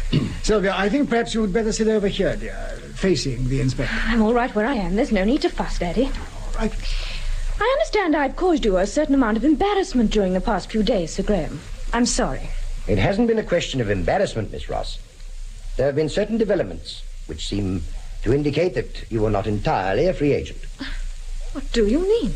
From the moment you disappeared... I'm not disappeared, Sir Graham. I merely visited friends. All right. We'll come to that point later. Certain developments have taken place since you visited your friends. We're interested in those developments, and we need information about them. We believe that you can supply that information. Forgive me, but I really haven't the slightest idea what you're talking about. My father told me that you wanted to see me because you were under the illusion that I disappeared. Your father was under that illusion, Miss Ross. He got in touch with Scotland Yard. We didn't get in touch with your father. Yes, I'm afraid poor Daddy behaved rather stupidly. There was nothing stupid about your father's behavior. It's your behavior that seems to me to warrant investigation. My goodness, this is quite a third degree, isn't it? I never knew Scotland Yard went in for this sort of thing. Sir Graham's annoyed, my dear, and I must confess with justification. I'm sorry. Miss Ross, suppose you tell us exactly what happened that night. The night you went out with Brian Dexter. Very well. We were going to a concert at the festival hall, but we changed our mind and went to a dance hall in the Strand. Brian's car had broken down, so we went back by taxi. I got home at about 11:45. Just as I let myself in, the telephone was ringing. It was a girl called Doreen North. I hadn't seen Doreen for ages, although at one time we used to be very good friends. Go on. Well, she said she and her husband were throwing a party, and she asked me to join them. I decided to do so. Where was the party? At a flat in Chelsea. Go on. I left the house and went to the party. And then? Well, it didn't finish until 5:15, and Doreen suggested I stayed the night.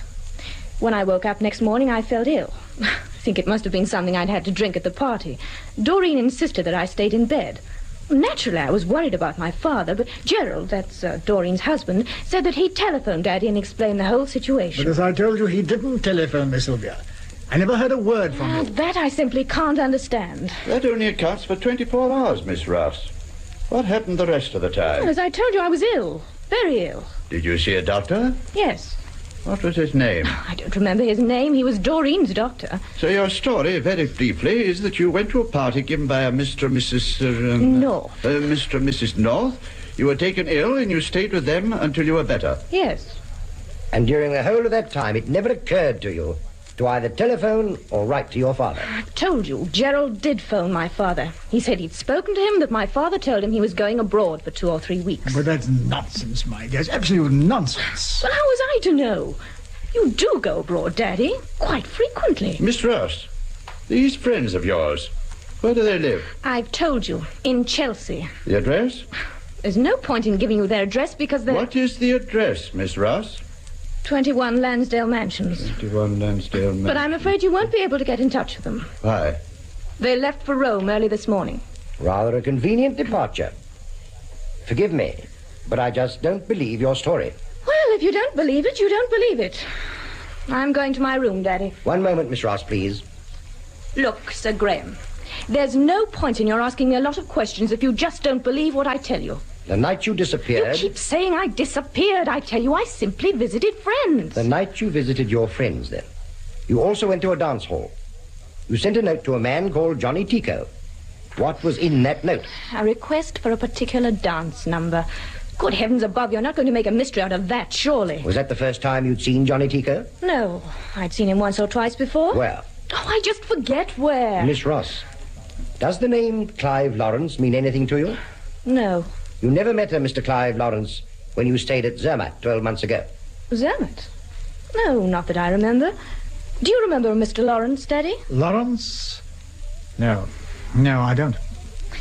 Any more questions, Sir Graham? Yes. When did you last see Mr. De Silva? Oh, about a... Mr. De Silva? Yes. You mean the eye specialist? The eye specialist? About a month ago. Is De Silva a friend of yours? No. Then why did you see him? Why do you usually see an eye specialist? Because I've been having trouble with my eyes. Did you know about this, Sir Carlton? Well, I knew that Sylvia had consulted a specialist and that he'd advised her to wear glasses. But I'm afraid I couldn't have told you his name. Well, apparently his name was De Silva. Thank you, Miss Ross. What? No more questions? Not for the moment, thank you. I'll be in my room, Daddy, if you want me. Yes. All right, Sylvia. I know exactly what you're thinking, Sir Graham, and I agree with you. Yes, but the point is, why is she lying? I just don't know.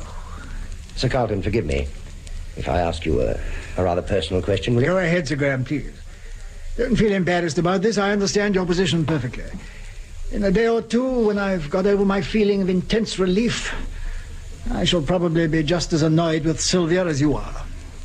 Sir Carlton, your daughter knows, of course, that you're the head of MI5. Of course, but she knows nothing about my work. She's never even met anyone in my department. Has she ever expressed any interest in what you do? Well, naturally. I should have found it curious if she hadn't. Have you ever heard of these people, sir? Mr. and Mrs. North? No. No, I haven't. But that doesn't necessarily mean that they don't exist.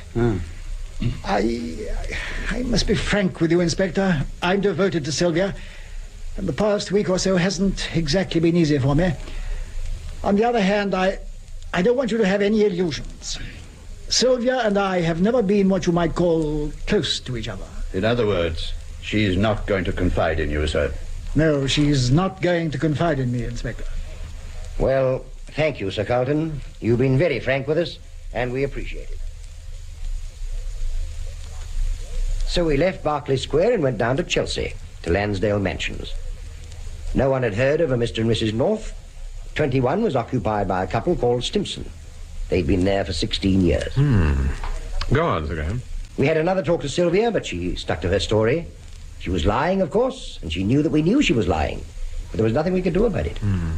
But, Sir Graham, now that you've found Sylvia Russell, at any rate, now that she's safe, surely the case is closed as far as you're concerned? No. There are still certain things I don't understand about this business, Steve. For instance? Well, what did happen to Sylvia Ross? She spent the whole time with some boyfriend or other, and she doesn't want her father to know anything about it. I don't think the explanation is as simple as that. Neither do I. And what about the note she sent to Johnny Tico? Was the name Lawrence on the note? And if so, what was the point of it? And how does a man like Ernest De Silva fit into all this? De Silva's in Downburgh, by the way. He arrived this afternoon. Oh, have you seen him? No, but his car's in the same garage as mine. He's staying on the yacht? I should imagine so. You know, coming down here in the car, I started thinking about all the people that are concerned in this affair, Temple. Brian Dexter, that man you saw at Maidenhead, Max Burford, Johnny Tico and his wife, and this man De Silva. And then that old boy you told me about, Salty something. Salty West? Yeah. Oh, incidentally, I don't suppose you've heard about West.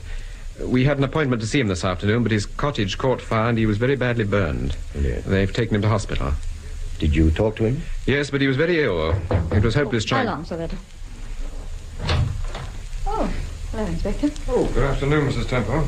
Inspector Ivorport. Oh, come in, Inspector. I'm sorry to disturb you, sir. I didn't realize you had a visitor. This is Sir Graham Forbes, Detective Inspector Ivor. Good afternoon, Inspector. Good afternoon, sir. Mr. Temple, I thought you ought to know about Salty West. What's happened? He's dead, sir. Oh, dear. He died before we reached the hospital. I'm sorry to hear that. Were you with him? Yes, sir. Yes, I was in the ambulance. Was he conscious at all? For part of the time, sir. Did he know that he was going to die, Inspector? Yes, towards the end, I think he did. He asked me to deliver a message to you, Mr. Temple. What was the message? He said, "Tell Paul Temple there isn't a Mr. Lawrence. He was a decoy." There isn't a Mr. Lawrence? He was a decoy? Yes, sir. You sure that's what he said? Yes, sir. I'm quite sure. Oh. Well, thank you, Inspector.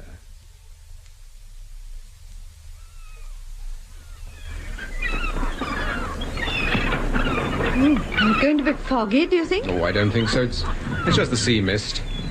You can hardly see the yacht. That's it, over there. Yes, I know, but you can barely see it.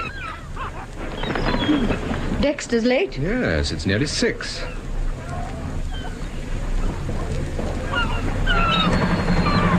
There's a boat coming now, Paul. I can hear it. Yes, there it is. It's a small dinghy by the look of things. That can't be Dexter, surely.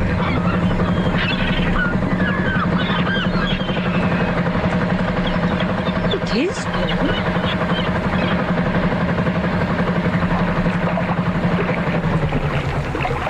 Hello there. Oh, here we are, Dexter. Over here. I'm a bit late, I'm afraid. It's pretty misty out in the bay. Yes, it looks it. I'm sorry I had to bring this wretched little thing, but we've been having a spot of bother with the launch. Do you think the three of us can get into that? Oh, yes, we'll be all right. You can swim, Mrs. Temple. Well, He's only joking, Steve. Give me your hand, Mrs. Temple. Careful, Steve. Keep hold of my hand. I got you, Mrs. Temple, don't worry. Steady. That's fine. Can you manage, Temple? Yes, I'm used to this sort of... You better sit down here, Paul. Yeah, well, I very nearly did. You're sure Mrs. De Silva is expecting us? Well, if not, I'd rather go home. Oh, yes, she's expecting you. She's looking forward to meeting you both. Oh, by the way, Temple, I believe you've met Ernest, her husband. Yes. Is he on board? Yes, he arrived this afternoon. Well, curiously enough, I'd never met him before. Oh. Well, I better get this thing started up.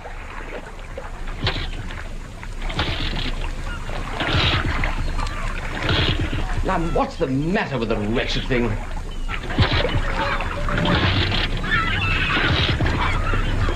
Oh, I'm sorry about the delay. It should be all right in a moment. Can I give you a hand? No, I think I can manage.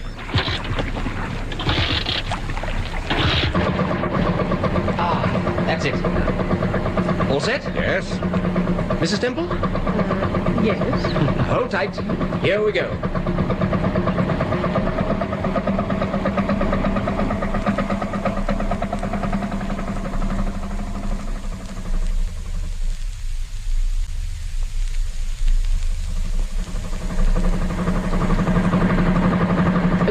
Mrs. Temple? No, I'm all right, thanks. Oh, good. Because I'm afraid there's nothing I can do about it. How long are you staying down here, Dexter? Oh, probably 3 or 4 days. I don't see any sense in rushing back to town just to be buttonholed by Scotland Yard, and that's probably what would happen. No, I doubt whether Westbury will bother you again. I wish I could think so. Still, I'm grateful to you for having had a word with him. No, I wasn't referring to that. You see, since we saw you last, there's been a new development. Really? Oh, what kind of development? Sylvia Ross has returned home. Sylvia? Temple, are you joking? No, I'm quite serious. But how do you know? Who told you this? Sir Graham Forbes. But this is wonderful news. Absolutely wonderful. Is she all right? I mean, she's not ill or anything? No, she's perfectly all right. But what on earth did she say? Where has she been? Well, apparently after you dropped her at the house, she received an invitation from some people called North. That speedboat will ram us if he's not careful.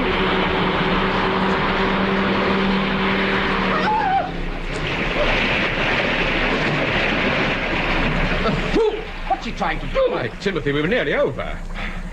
Are you all right, Mrs. Temple? Yes, I'm sorry I screamed. No, I don't blame you. Well, who was in the speedboat? Have you any idea? I couldn't see. The man was wearing goggles. I wouldn't recognize him again. He's coming back. He's going to do it again.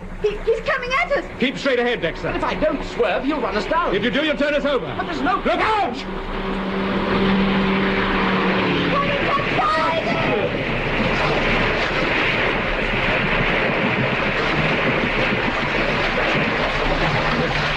Steve! Steve, where are you?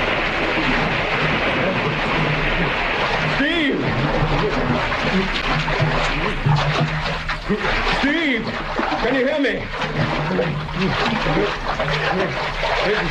Steve!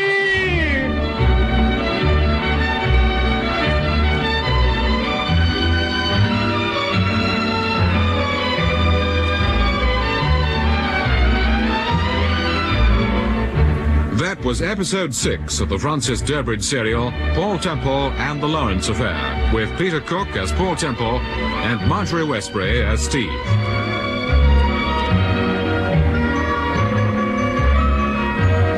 Listen to the next episode of Martin C. Webster's production of Paul Temple and the Lawrence Affair. Another Suspect.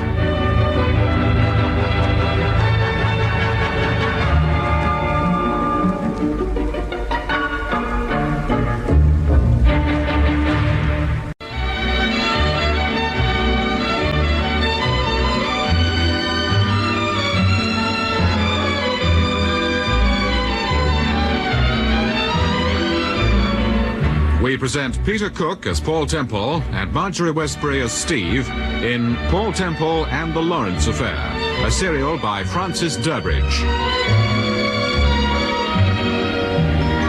Paul Temple and the Lawrence Affair, Episode 7, Another Suspect. Paul, he's going to do it again. He's coming at us. Keep straight ahead, Dexter. But if I don't swerve, you'll run us down. If you do, you'll turn us over. There's no Look out! Hurry, coincide!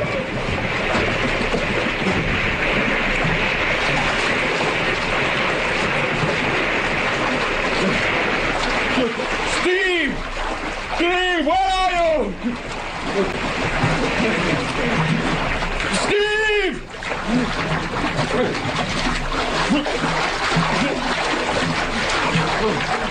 Steve! Can you help me?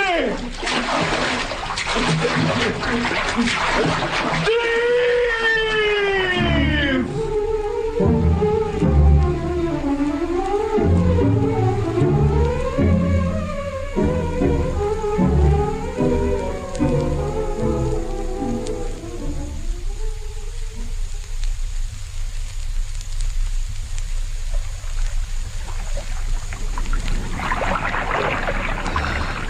You'll have to work harder in this job, Arthur. We'll never get the nets in. You're not in London now, you know. The blessed thing seems to get heavier every night. That isn't the catch, you lazy son of a gun.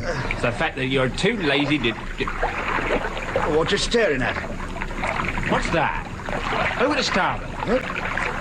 It's a porpoise. That's no porpoise. Looks to me like a man swimming. Now, I asked you, who'd want to go swimming at this time of night? I tell you, it's a man. Reach me the oars. What you gonna do? Do as I tell you. Reach me the oars. Well, what about the nets? The nets can wait. Two bright, shining oars coming over, chum.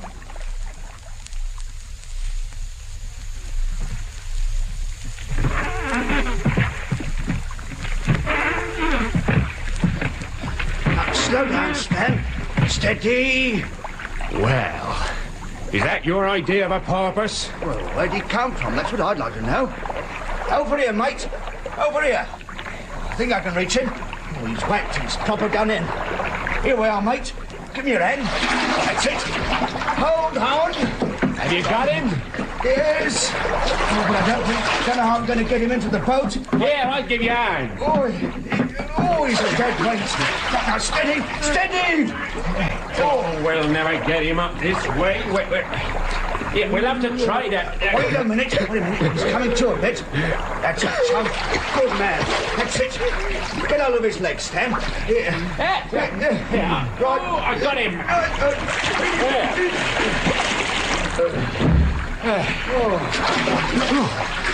There. Why, I know this chap, Arthur. His name's Temple. Well, he picked a fine time to go for a swim. I didn't go for a swim, man. Use your head. Look at him. He's funny dressed. Yeah, we'd better get to work on him. He's not too good. Right. You know the drill. That's right. Now, turn his head, Stan. Right, that's it. Now then. 1, 2, 3. 1, 2, 3. 1, 2.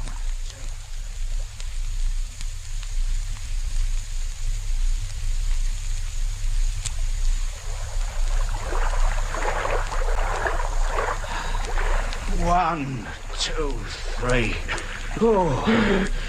1, 2, 3. He's coming round. Oh, thank heavens for that. I'm just about all in. All right, now, sit him up. Right.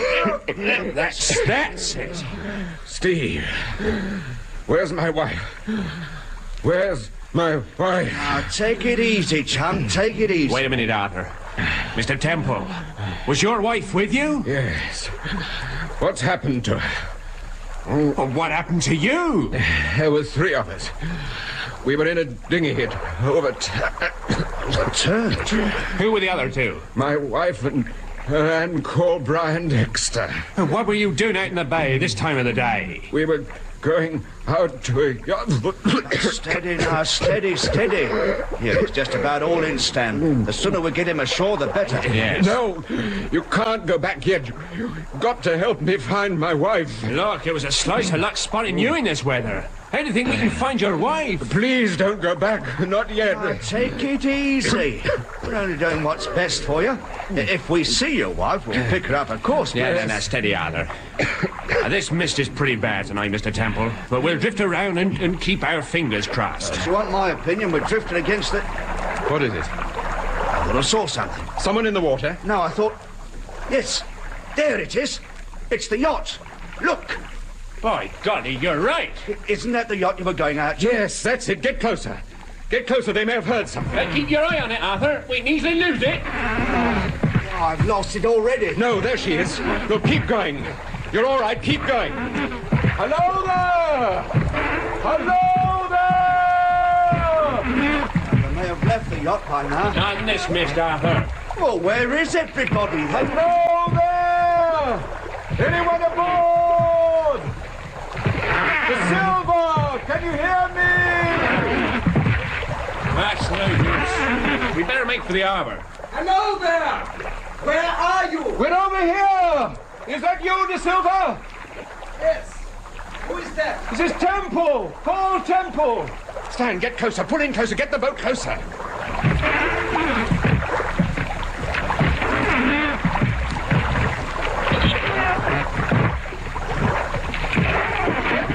Are you all right? Yes, we had an accident. The dinghy overturned. I know. We picked up your wife about an hour ago. You picked her up? Yes. Is she? She's all right. There's nothing to worry about. Oh, thank heaven. Thank heaven.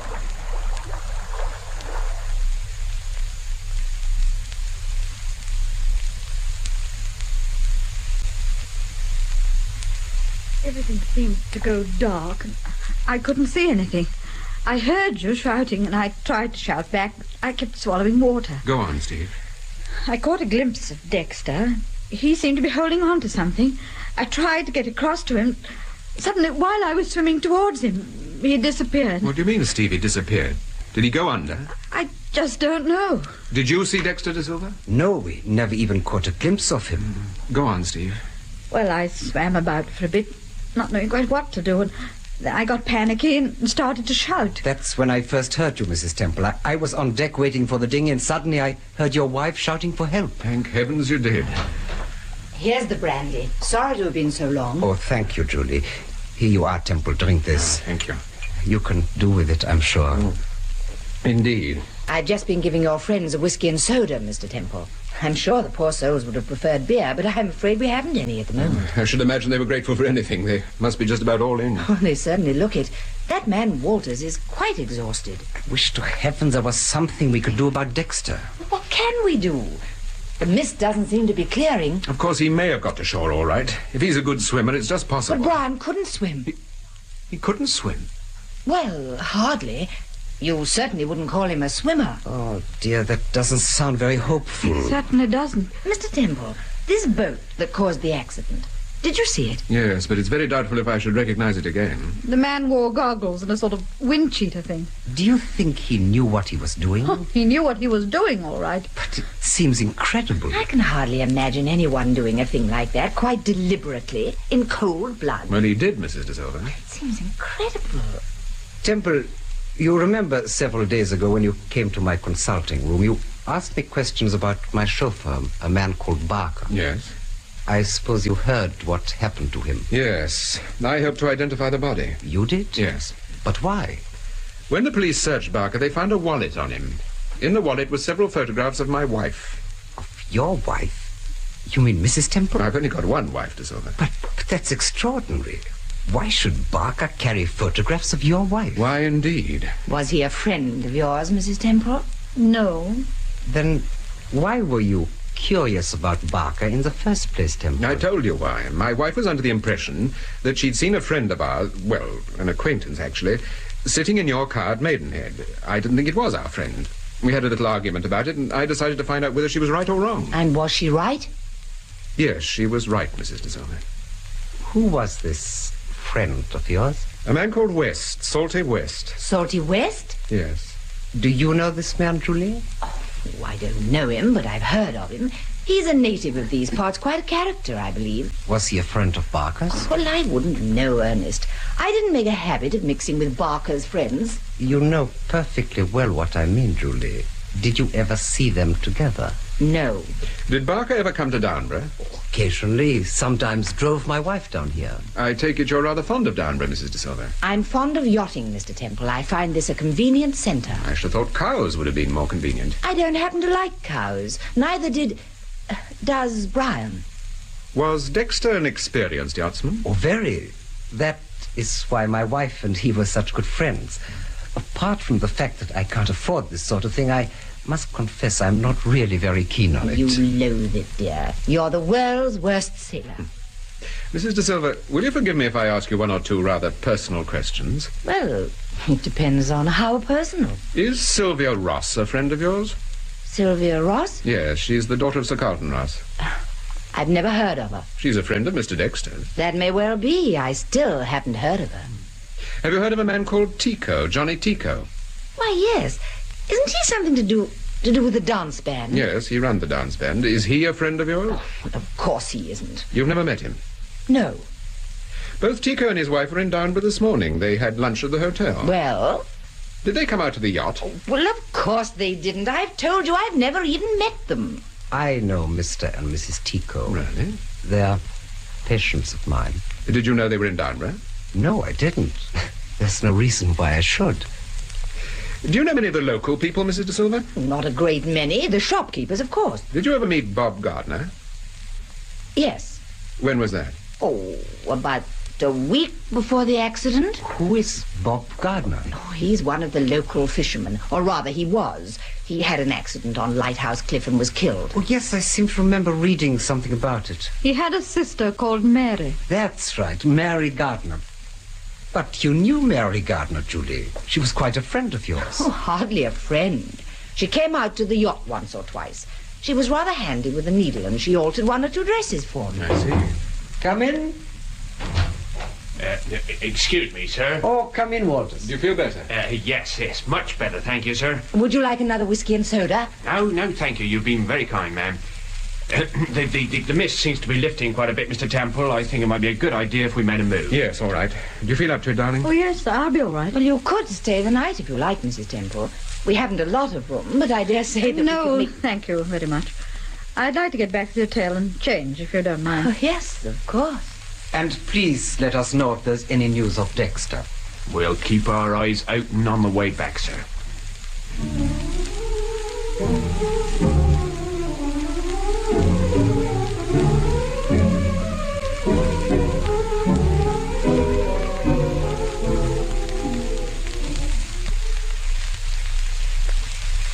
Oi! Oi! Wake up! Oh, hello. Good morning. I brought you some breakfast. Smells delicious. Lovely toast. I didn't know whether to bring you breakfast or lunch. Why? What time is it? Paul, it's not... It is 11:15. Oh, why on earth didn't you wake me? I can't stay in bed all day. Now, you stay where you are and eat your breakfast. Have you had yours? Yes, hours ago. I had it with Sir Graham. Oh, is he still here? Yes. I thought he'd have gone back to town by now. No, he went out to the yacht to interview the De Silvas. I suppose there's no news of Dexter? No, I'm afraid not. Paul, I feel awfully bad about that. Oh, don't be silly, Steve. It wasn't your fault. What could you have done? What could either of us have done, for that matter? Paul, there's no doubt in your mind about last night, is there? What do you mean? I mean, it was done deliberately. It wasn't just my imagination. No, it wasn't your imagination, Steve. Now, come along, eat up your breakfast. Yes. What are you going to do this morning? I'm going to get the car, and then I'm going down into the village. I want to see if I can find a girl called Mary Chepstow. Mary Chepstow? Yes. Remember I mentioned her to you last night? Oh, yes. She was engaged to Andy Cross, the boy who committed suicide. That's right. Why do you want to see her? I really don't know why. Oh, darling. Well, I have a funny sort of feeling about Mary Chepstow. Call it a hunch, if you like. Oh, you leave the hunches to me. They're my speciality. Yes, but you haven't had one for ages. As a matter of fact, I had a kind of one last night. Last night? Yes. Well, I suppose it wasn't exactly a hunch. Well? I overheard Mrs. De Silva say something. She was talking to her husband. It was just after they'd picked me out of the water. Go on, darling. I was lying down in the cabin. De Silva was getting me a hot drink, and Mrs. De Silva was rushing around for blankets and hot water bottles. And when they came back into the cabin, I had my eyes closed. It must have looked as if I'd fallen asleep. And suddenly I heard Mrs. De Silva say, "Brownlee isn't going to like this, Ernest." And the husband gave a little laugh, and he said, "It's a matter of complete indifference to me what your friend Brownlee likes." Is that all? Yes. You don't know what they were referring to? Oh, no, I don't. You call that a hunch? Well, it struck me that this man Brownlee, whoever he was, well, he must be a pretty important person. Well, why should you think that? Simply because of what you overheard? Well, no, it wasn't so much what Mrs. De Silva said as the way she said it. Brownlee. You sure you got the name right? I think so. Brownlee. Well, I'll have a word with Sir Graham about it and see if he knows it. Oh, this may be him. Yeah. Oh, good morning, Inspector. Good morning, sir. It's Inspector Ivor, Steve. Oh, well, that's all right. Come in, Inspector. Oh, good morning, Mrs. Temple. I'm not usually in bed at this hour of the day. Well, if I'd been through what you went through, Mrs. Temple, I should spend the rest of the week in bed. Yes, so should I. Sir Graham asked me to drop in on you, sir. He told me to tell you that he'd see you here for lunch. Oh, I see. Thank you, Inspector. Did Sir Graham go out to the yacht? Yes, we both did. Oh, you'll be pleased to hear Mr. Dexter is quite safe, sir. Quite safe? You mean... One of the fishing fleet picked him up late last night and took him to Melstowe Cove. Oh, I'm very glad. Have you seen him? Yes, I saw him this morning. He came out to the yacht while Sir Graham and I were there. He was very relieved to hear that you and Mrs. Temple were all right, sir. How did he look? Not too good. From what he told us, I gather it was pretty nearly touch and go. I bet it was. We're making inquiries about that speedboat that was responsible for the accident. As soon as I hear anything, I'll let you know. Good. Thank you, Inspector. Yes, well, I'd best be making a move. Oh, by the way, does the name Brownlee mean anything to you? Brownlee? Yes. No. Why do you ask? My wife overheard someone mention the name, and she thought... You don't mean Townley, sir? That's it? Oh, I'm sorry, Paul, I got it wrong. Townley? Yes, we had a memo through from Sir Graham about, 18 months ago. He asked us to be on the lookout for a man called Townley. Roger Townley. Apparently the Dutch authorities wanted him for some charge or other. Why contact you? Well, there was a rumor that he'd landed here. Here? Well, don't forget that we're opposite the Dutch coast, sir. Oh, I see, of course. Who mentioned this name, Mrs. Temple? Mrs. De Silva. When? Last night. But I don't want you to say anything about it, Inspector. Yes, all right, Mr. Temple. Inspector, you remember about 12 months ago a young man called Andy Cross committed suicide? Yes. I believe he was friendly with a girl called Mary Chepstow. That's right. Have you any idea where I can find Miss Chepstow? Well, she works for her father. He's an ironmonger's shop on the corner next Mrs. Purdy's. Thank you. Why are you interested in Miss Chepstow? Oh, someone told me about Andy Cross, and I thought I'd like to have a word with her. Well, it's over a year since the boy committed suicide, and incidentally, it was suicide. There was no doubt about it. I don't doubt it, Inspector. Then what do you doubt, sir? I don't know that I doubt anything. I just want to have a chat with Miss Chepstow. Oh. All right, sir. Yes, well, let me know if I can be of any help. I will indeed. Goodbye, Mrs. Temple. Take care of yourself. Goodbye, Inspector.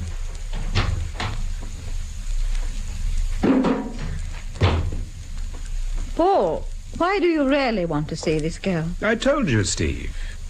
It's just a hunch.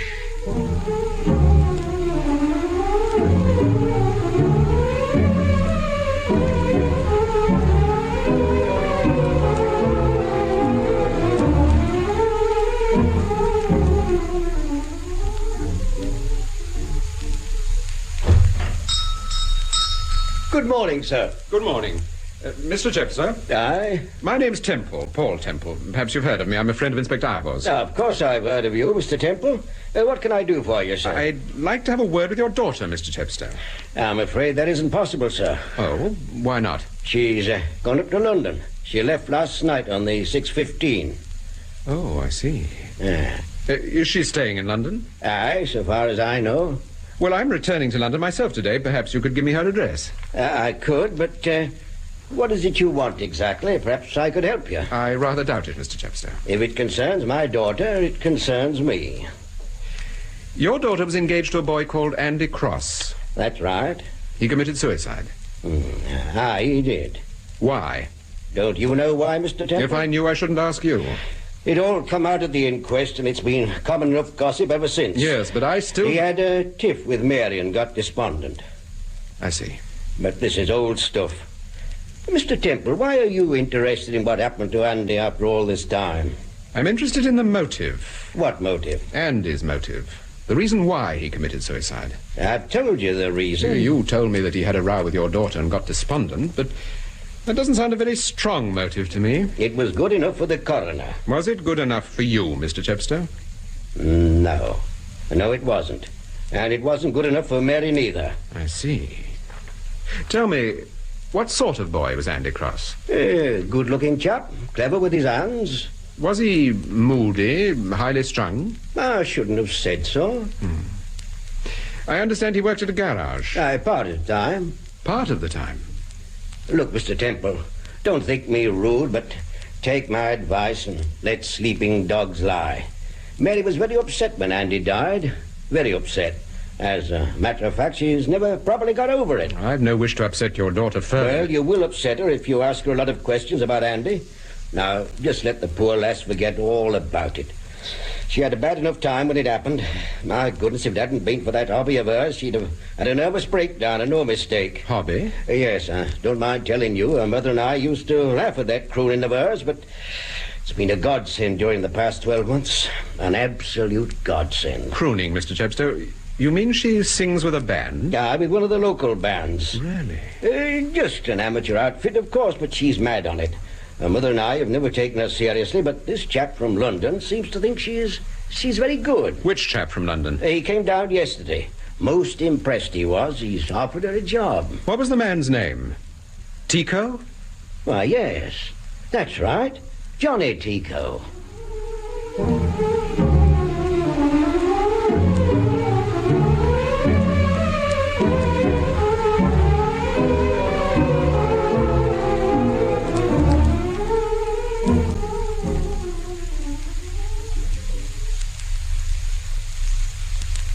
Would you like a cigarette, Sir Graham? No, thank you, Steve. You were telling us about this man, Roger Townley. Well, we first heard of Townley about 2 years ago. The recherche, that's the Dutch police, Steve, warned us to be on the lookout for him. Apparently Townley had been running a diamond smuggling organization in Amsterdam. Things got too hot for him, and he decided to try his luck in this country. And did he? Well, there's certainly been a great deal more smuggling just recently, and there's no doubt it's been carefully organized. On the other hand, we've no real proof that Townley's behind it. Have you ever seen Townley? No, but we've a very good description of him. You say there's been more smuggling just recently, Sir Graham? Yes, there has. Of diamonds? Diamonds and drugs. Particularly drugs, Steve. Is that why you came to Downburgh, Sir Graham? I came to see you, Temple, to tell you about Sylvia Ross. Was that your only reason? Well... Look, Sir Graham. Shall we put our cards on the table? Cards on the table? Didn't you come down here to make inquiries about Mary Gardner? Why should I do that? Because at the back of your mind, you've a shrewd suspicion that Mary Gardner was mixed up in this smuggling business, Am I right? Yes. I think she must have been, Temple. And probably Salty West, too. But that still doesn't explain how Sylvia Ross fits into the picture. Perhaps she doesn't. Well, if she doesn't, is it just a coincidence that she's a friend of Brian Dexter's? Is it a coincidence that the note she sent to Johnny Tico contained a reference to a Mr. Lawrence? Ah, yes, but don't forget, according to Salty West, there's no such person as Lawrence. That's not what Bob Gardner thought. In fact, he referred to Lawrence in that letter he sent to you. Yes, that's true, Sir Graham. Temple, tell me. Why did you want to see this other girl, Mary Chepstow? Mary Chepstow doesn't believe Andy Cross committed suicide simply because they had a row. I don't believe it either. I think there was another reason. I want to find out what that reason was. You think Mary Chepstow knows the reason? I think she suspects it. In my opinion, that's why Tico came down here and arranged for her to go back to London. You mean he's whisked her off simply to stop her talking? That's my opinion, Steve. Of course, I may be wrong. But the fact that she's in London won't stop her talking. Miss Chepstow rather fancies herself as a crooner. Tico's going to play that up for all he's worth. Isn't it obvious, therefore, that... Hello, there's Inspector Ivor. Hello, Inspector. Oh, good afternoon, Sir Graham. I'm sorry to disturb you, sir. Oh, that's all right. I wanted to have a word with you, sir, because, well... Yes, Inspector? Well, it rather looks as if there's been a new development, sir. How do you mean? Well, you know the sea wall, sir, that runs between here and Felixstowe? I've seen it, of course. Well, then you'll know it's a large, wide concrete wall above sea level. And about every half mile or so, there's a bend in the wall, and on each bend, a cavity, a kind of artificial cave. Well? Well, early this morning, a local tradesman found the body of a man in one of these caves. The man had been murdered, and the body had obviously been dumped there. You sure it wasn't washed up by the tide? Oh, yes, we're quite sure, sir. Go on, Inspector. Well, I went out to examine the body with Sergeant Moore and the local police doctor. What was the cause of death? According to the doctor, death was caused by strangulation. Anyway, I followed the usual routine and searched both the cavity and the surrounding area. A few yards from the body, actually on the seawall itself, I found this, sir. What is it? Looks like a watch chain. Yes, but it isn't. It's a bracelet. How do you know it's a bracelet, Mr. Temple? Have you seen it before? Yes. Where? I've seen it before, too. De Silva wears a bracelet like that, exactly like it. De Silva? Yes. But surely... Steve's quite right, Sir Graham. De Silva does wear a bracelet like that. Inspector, did anyone identify this man? Yes, sir, I did. You did? Yes, sir. I identified him from your description. His name's Roger Townley.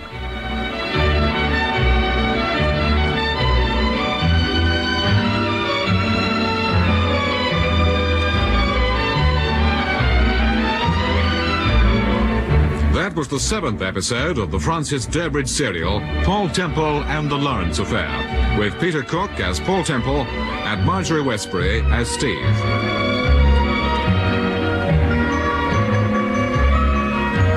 Listen to the next episode of Martin C. Webster's production of Paul Temple and the Lawrence Affair. Return to London.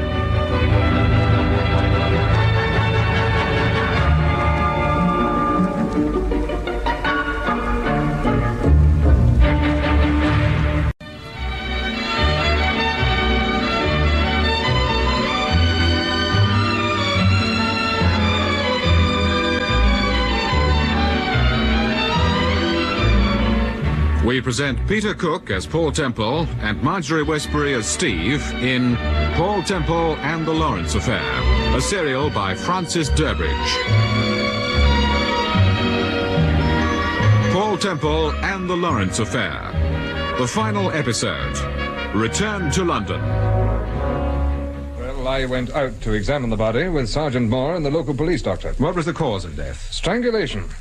Anyway, I followed the usual routine and searched both the cavity and the surrounding area. A few yards from the body, actually on the seawall itself, I found this, sir. What is it? Looks like a watch chain. Yes, but it isn't. It's a bracelet. How do you know it's a bracelet, Mr. Temple? Have you seen it before? Yes. I've seen it before, too. Where? De Silva wears a bracelet like that, exactly like it. De Silva? Yes. But surely... Steve's right, Sir Graham. De Silva does wear a bracelet like that. Inspector, did anyone identify this man? Yes, sir, I did. You did? Yes, sir. I identified him from your description. His name's Roger Townley. Townley? Yes, sir. You sure? Positive, sir. There's no doubt about it.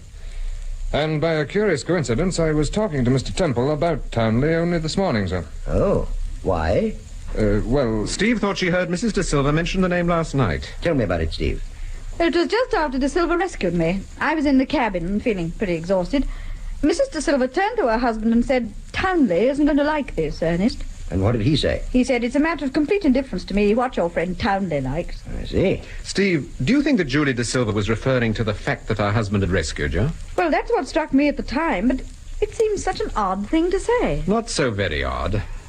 That was no accident last night. It was a deliberate attempt to get rid of us. And you think that Mrs. De Silva knew that? Not only that, but I think she was extremely angry with her husband for interfering. But it couldn't have been Mrs. De Silva in the speedboat. No, I'm not suggesting that she attempted to murder us. I simply said that she knew about it. If you want my opinion, it was Townley who drove the speedboat. But why? Because the poor fool was under a misapprehension. That's why. Oh, I don't follow you. Well, why did we come to Downburgh, Steve? In the first place, I mean. Because you wanted somewhere quiet to finish your book. Yes, but that's not what Townley thought. I see what you're getting at. He thought you came here to make investigation. Exactly. Mr. Temple. Yes, Inspector? What did Salty West mean when he said, tell Paul Temple there isn't a Mr. Lawrence? He meant precisely that, Inspector. Precisely that.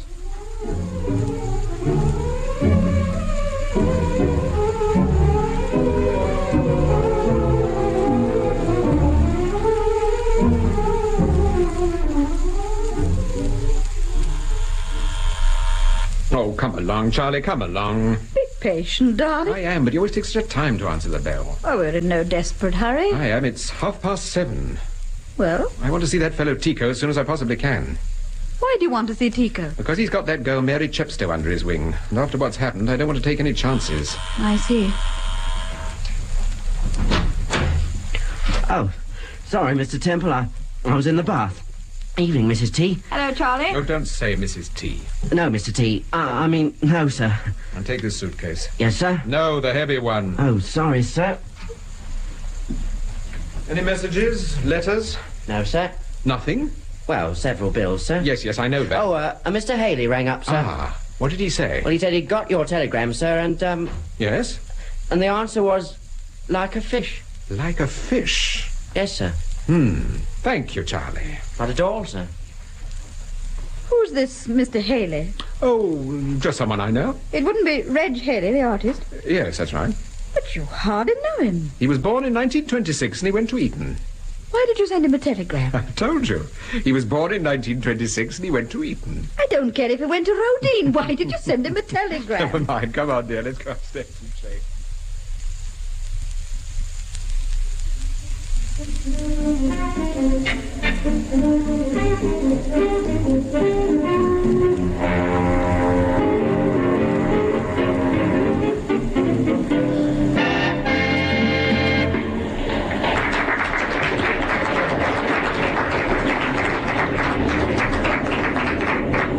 you, ladies and gentlemen. Thank you, thank you, thank you. You've been dancing to the Johnny Tico Orchestra, conducted by the maestro himself. This is Johnny Tico saying au revoir, but not goodbye.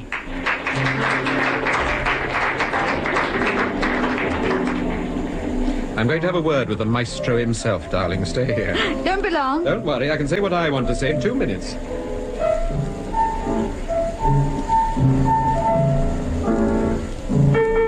Mr. Tico, can I make a request? Well, sure, that's what we're here for. You don't have to... Temple, what do you want? I want to talk to you, Tico.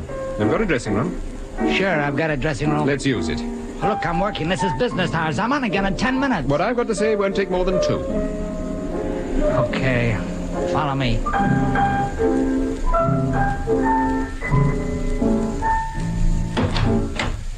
Here we are. In here. Thank you.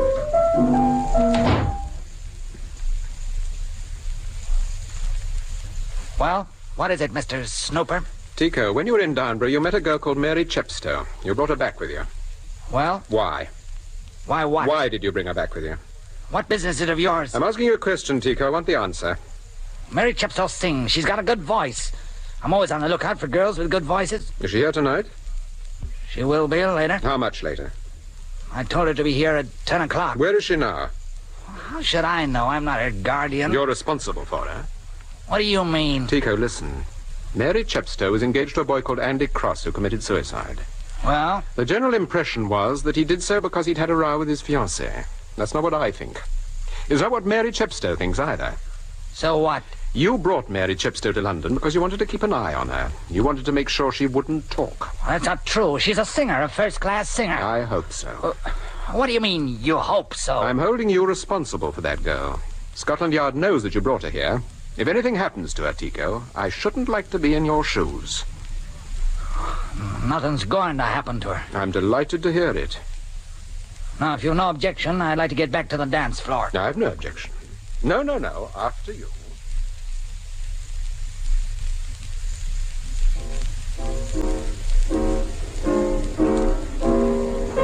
Did you see Tico? Yes, I've seen him. Get your coat, Steve. We're leaving. But what about Mary Chepstow? I don't think we need worry about Mary Chepstow. She'll be all right.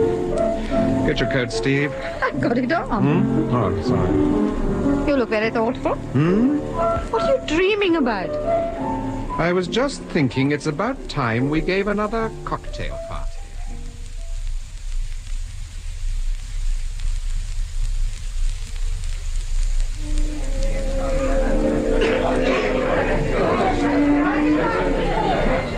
Excuse me, has anyone left a message for me? My name's Dexter, Brian Dexter. Are you staying in the hotel, Mr. Dexter? No, I was asked to meet a friend here at 8 o'clock, but, well, she hasn't turned up.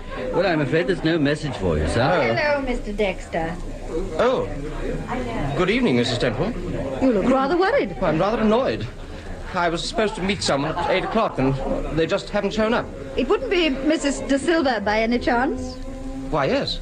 She's upstairs with my husband. We're giving a cocktail party. Oh? Come along, Mr. Dexter, come along.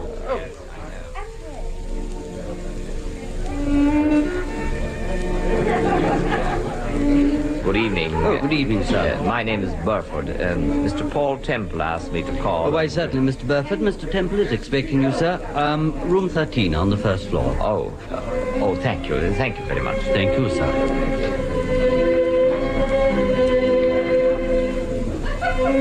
Good evening, sir. Can I help you? Yes, I understand Mr. Temple is giving a cocktail party. That's right, sir. Room 13. Is Mr. Temple expecting you? Yes. May I have your name, sir? De Silva. Yes, of course, Mr. De Silva. Will you take the lift, sir? Room 13 on the first floor. Thank you. Room 13.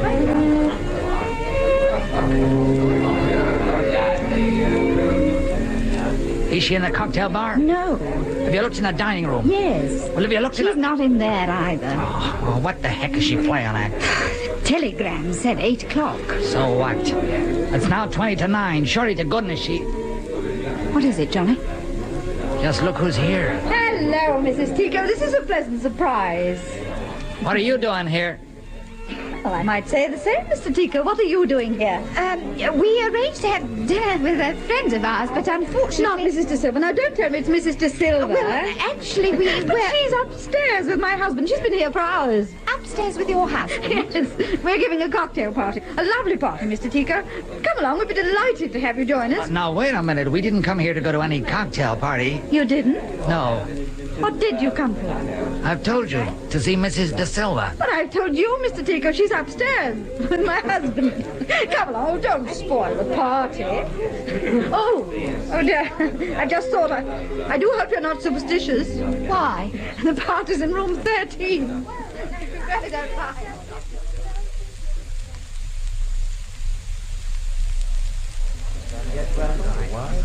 So here you are, Steve. I wonder where you got to. Paul, just look who I found downstairs. Why, Mr. and Mrs. Tico, come in. Look, Temple, your wife's persuaded us to come up here again. Julie, why didn't you wait for us in the lounge?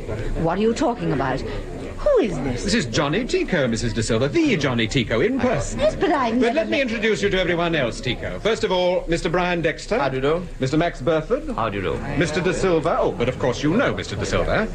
Oh, and Detective Inspector Ivor. Good evening. Look, Temple, I don't know... Now, what can I offer you? Sherry, dry martini, gin and tonic? Mrs. Tico? I think I'd like a... Now, wait a minute. What is all this? What's it all about? It's a little cocktail party. Now, don't give me that. Oh, sorry. Perhaps you prefer a gin and French. Look, I'm leaving. I'm getting out of here. No one's making a monkey out of me. No one's trying to make a monkey out of you, Tico. Well, we to improve on nature. Don't get fresh with me, lady, because... Because what, Tico? You came here tonight because you had a telegram from Mrs. De Silva asking you to meet her here. What? But I didn't send I him sent that telegram. You did? Yes. Why? Because I wanted you to come here, Tico. That's why. I also had a telegram, ostensibly from Mrs. De Silva. Did you send that one too, Temple? I did. Why? For the same reason that I sent one to Tico. But wouldn't it have been simpler just to have invited me here? You might not have come. Look, Temple, it's quite obvious you've got us all here for a particular purpose.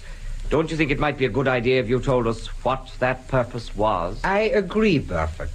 If you have anything to say, Temple, please say it. Very well. I'll come to the point. The point is this. Someone in this room murdered Mary Gardner. Someone in this room was responsible for the death of Salty West. And someone in this room attempted to murder my wife. Well, don't look at me, for Pete's sake. Why should I look at you, Tika? If you think I had anything to do with it... Johnny, shut up. Now, listen to me, Linda. If you think I'm going to be pushed around by... Mr. Tico, if you've even a modicum of common sense, which I'm beginning to doubt, you'll take your wife's advice and remain silent. Now, Temple, at the risk of repeating myself, if you have anything to say, please say it. Don't you think he's said enough? He's already accused one of us of being a murderer. I agree, Mrs. De Silva. Yes, but which one? That's the point. Which one? Yes, Temple. Which one? Before I answer that question, Dexter, I'd like you to listen to Inspector Ivor. Go ahead, Inspector. Well, about 18 months ago, a man called Roger Townley formed a diamond smuggling ring which had its headquarters in Downburgh. Downburgh? Scotland Yard suspected the existence of the ring, but were under the impression that it operated from London.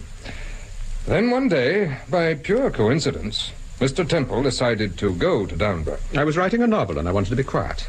I knew nothing about the Townley ring, but Townley became suspicious. He thought that the novel was simply an excuse for making an investigation. I can assure you this wasn't the case. If I'd been left alone, or rather, if my wife had been left alone, I shouldn't have become involved in this affair. Now, Townley had certain of the local people working for him. Local people? Who are you referring to? Mary Gardner, her brother Bob, Salty West. However, let me continue. When I left Downburgh, Townley consulted his right-hand man, who for the moment we'll call X. He told Townley that he would take care of the Temple problem. Indeed, he guaranteed that I would very quickly lose interest in the ring. Go on, Inspector. Well, in short, he presented Mr. Temple and Scotland Yard with a much more intriguing problem. The disappearance of Sylvia Ross. Exactly, the disappearance of Sylvia Ross. Now, Miss Ross was infatuated by X, and she agreed to do what he wanted. So, she disappeared for a time. Sir Graham consulted me. And now here is the interesting point, and I give our friend X full marks for it. Oh, what was that? Well, he knew exactly the sort of thing that always intrigues Mr. Temple in his previous cases. In short, he invented a mysterious name and a mysterious address. Mr. Clive Lawrence, Hotel Steinbock, Zermatt. But that was on the note that Miss Ross gave to Johnny. No, Mrs. Tico. But The note was simply a request for a dance tune. You were following your instructions from X when you told me about the name Lawrence. I don't know X was determined that I should become more interested in the mysterious Mr. Lawrence than in the activities of the Townley gang. What good would that do? Well, he was probably hoping Mr. Temple would take a trip to Switzerland. Exactly, Inspector. But X overlooked one important point, that there was a member of the gang who hated him, Mary Gardner. Why she hated X so vehemently, it's difficult to say. Well, she probably blamed him for the death of her brother. Probably.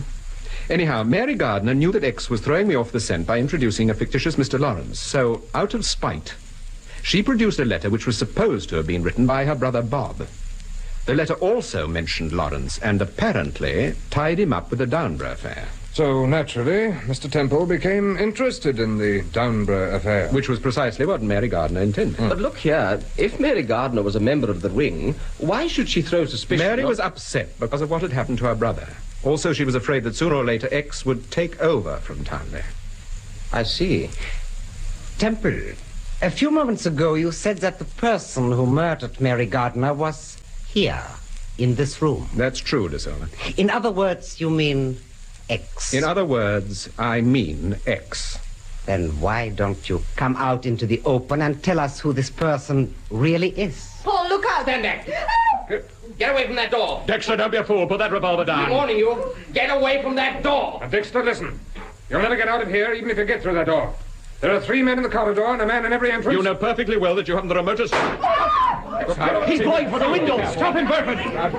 Get out! Dexter! Don't be a fool, you! Stop him! He deliberately threw himself through the window. Downstairs, Inspector! Quickly, downstairs!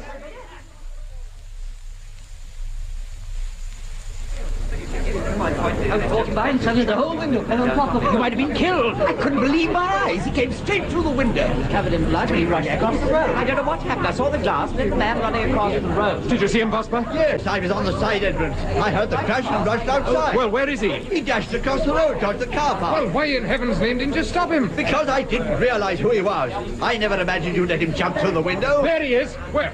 In that car. Come on. Careful, Temple. Just look at his arm. You'll never drive like that. Look out. He's driving the car over here. My car's on the corner, Vosper. Come on. Wait a minute. There's another car coming. It's a police car. It's Sergeant Drake. Good man, Drake. Good man. Come on, let's get my car. Right.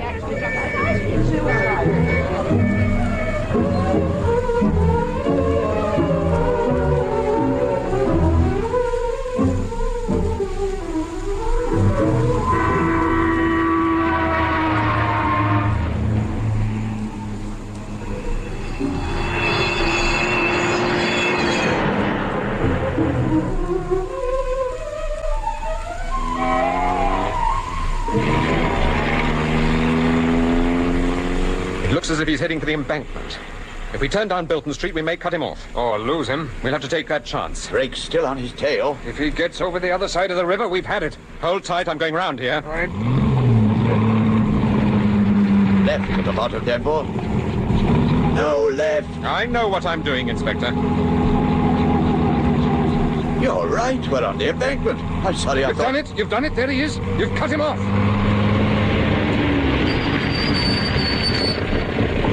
He hasn't seen us yet. Get out, Vosper, quick.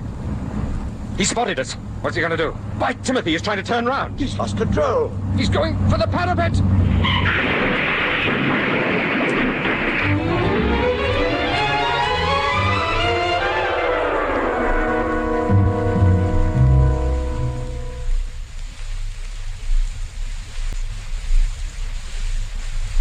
Another brandy, Sir Graham? No, thank you, Tony. Oh, just a little. No, really.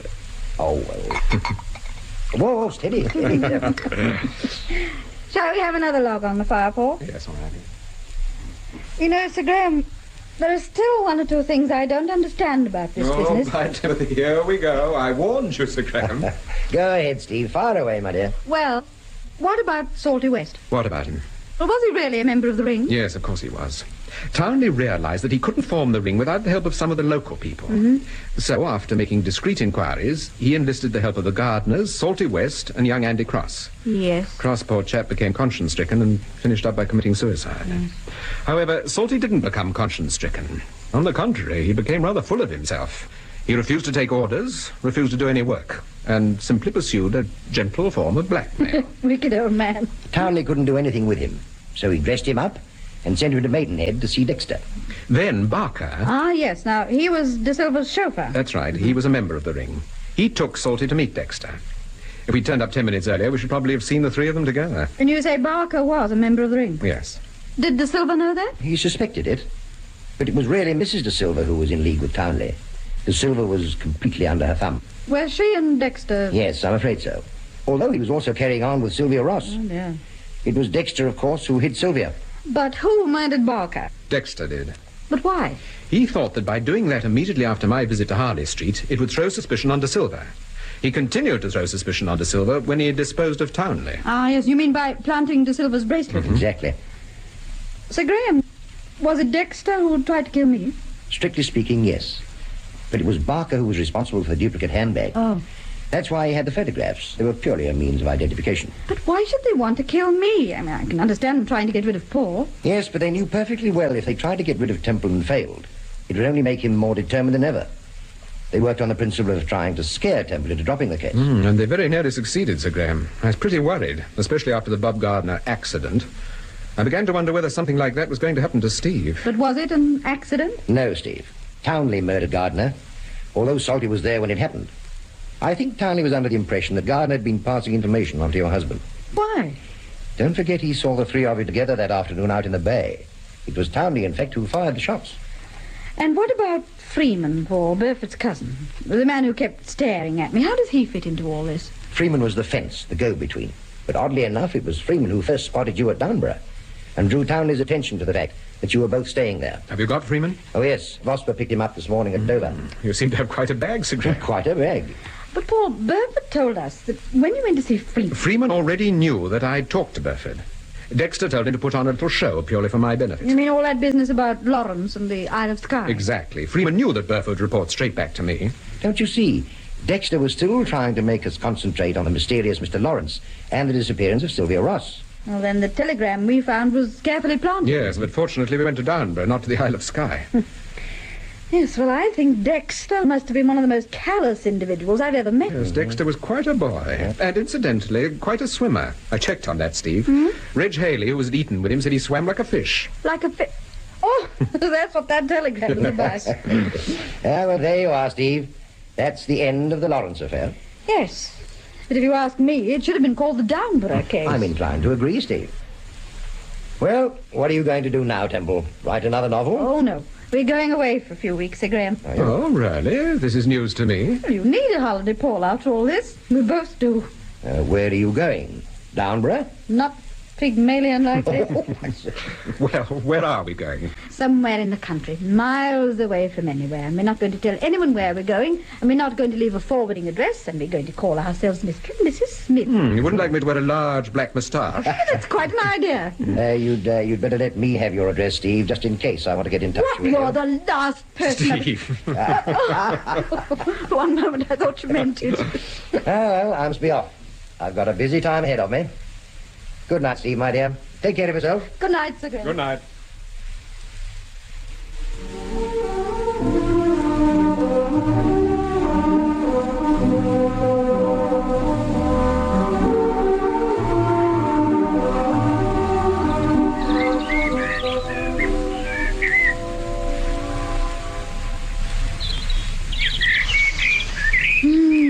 Isn't this heavenly? Heavenly. It's so peaceful. Yes, I bet those birds sing all night. Aren't you glad we came here, darling? Steve, how long are we staying down here? Well, I booked for 3 weeks. 3 weeks? But you can stay longer if you want to. Oh, no. I think 3 weeks should be quite long enough. Come on, I'll race you back to the hotel. What? And whip up an appetite? Don't be silly, dear.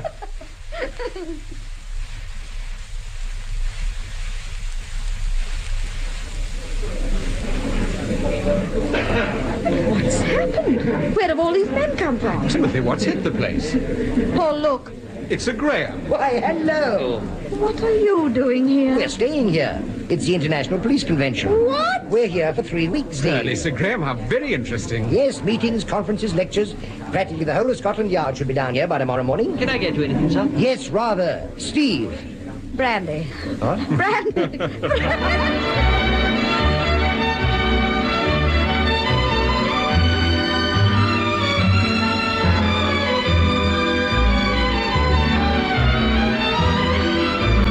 That was the final episode of Paul Temple and the Lawrence Affair by Francis Durbridge. The part of Paul Temple... Someone in this room murdered Mary Gardner. Someone in this room attempted to murder my wife. ...was played by Peter Cook. Steve, his wife... She's wearing my coat, Paul. They thought it was me. ...was played by Marjorie Westbury. Sir Graham Forbes... During that time, it never occurred to you either to telephone or to write to your father? ...by Lester Muddett. Charlie... Yes, sir. Mr. and Mrs. Temple are staying at some place in the country. ...by James Beattie. Detective Inspector Vosper... That only accounts for 24 hours, Miss Ross. What happened the rest of the time? ...was played by Arthur Ridley. Detective Inspector Ivor... Salt has lived all his life in Downburgh. I don't ever remember him leaving the place before. ...by Manning Wilson. Johnny Tico... I'm an entertainer, a public figure. If a girl wants to send me a note, there's nothing I can do about it. ...by Brian Haynes.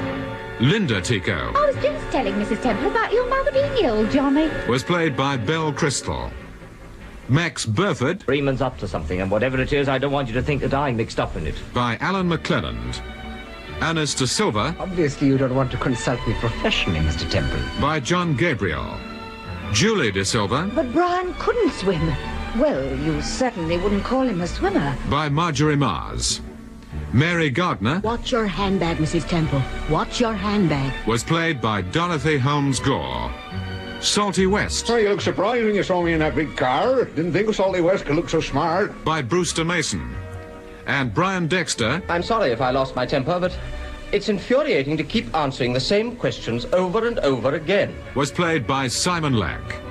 Production was by Martin C. Webster.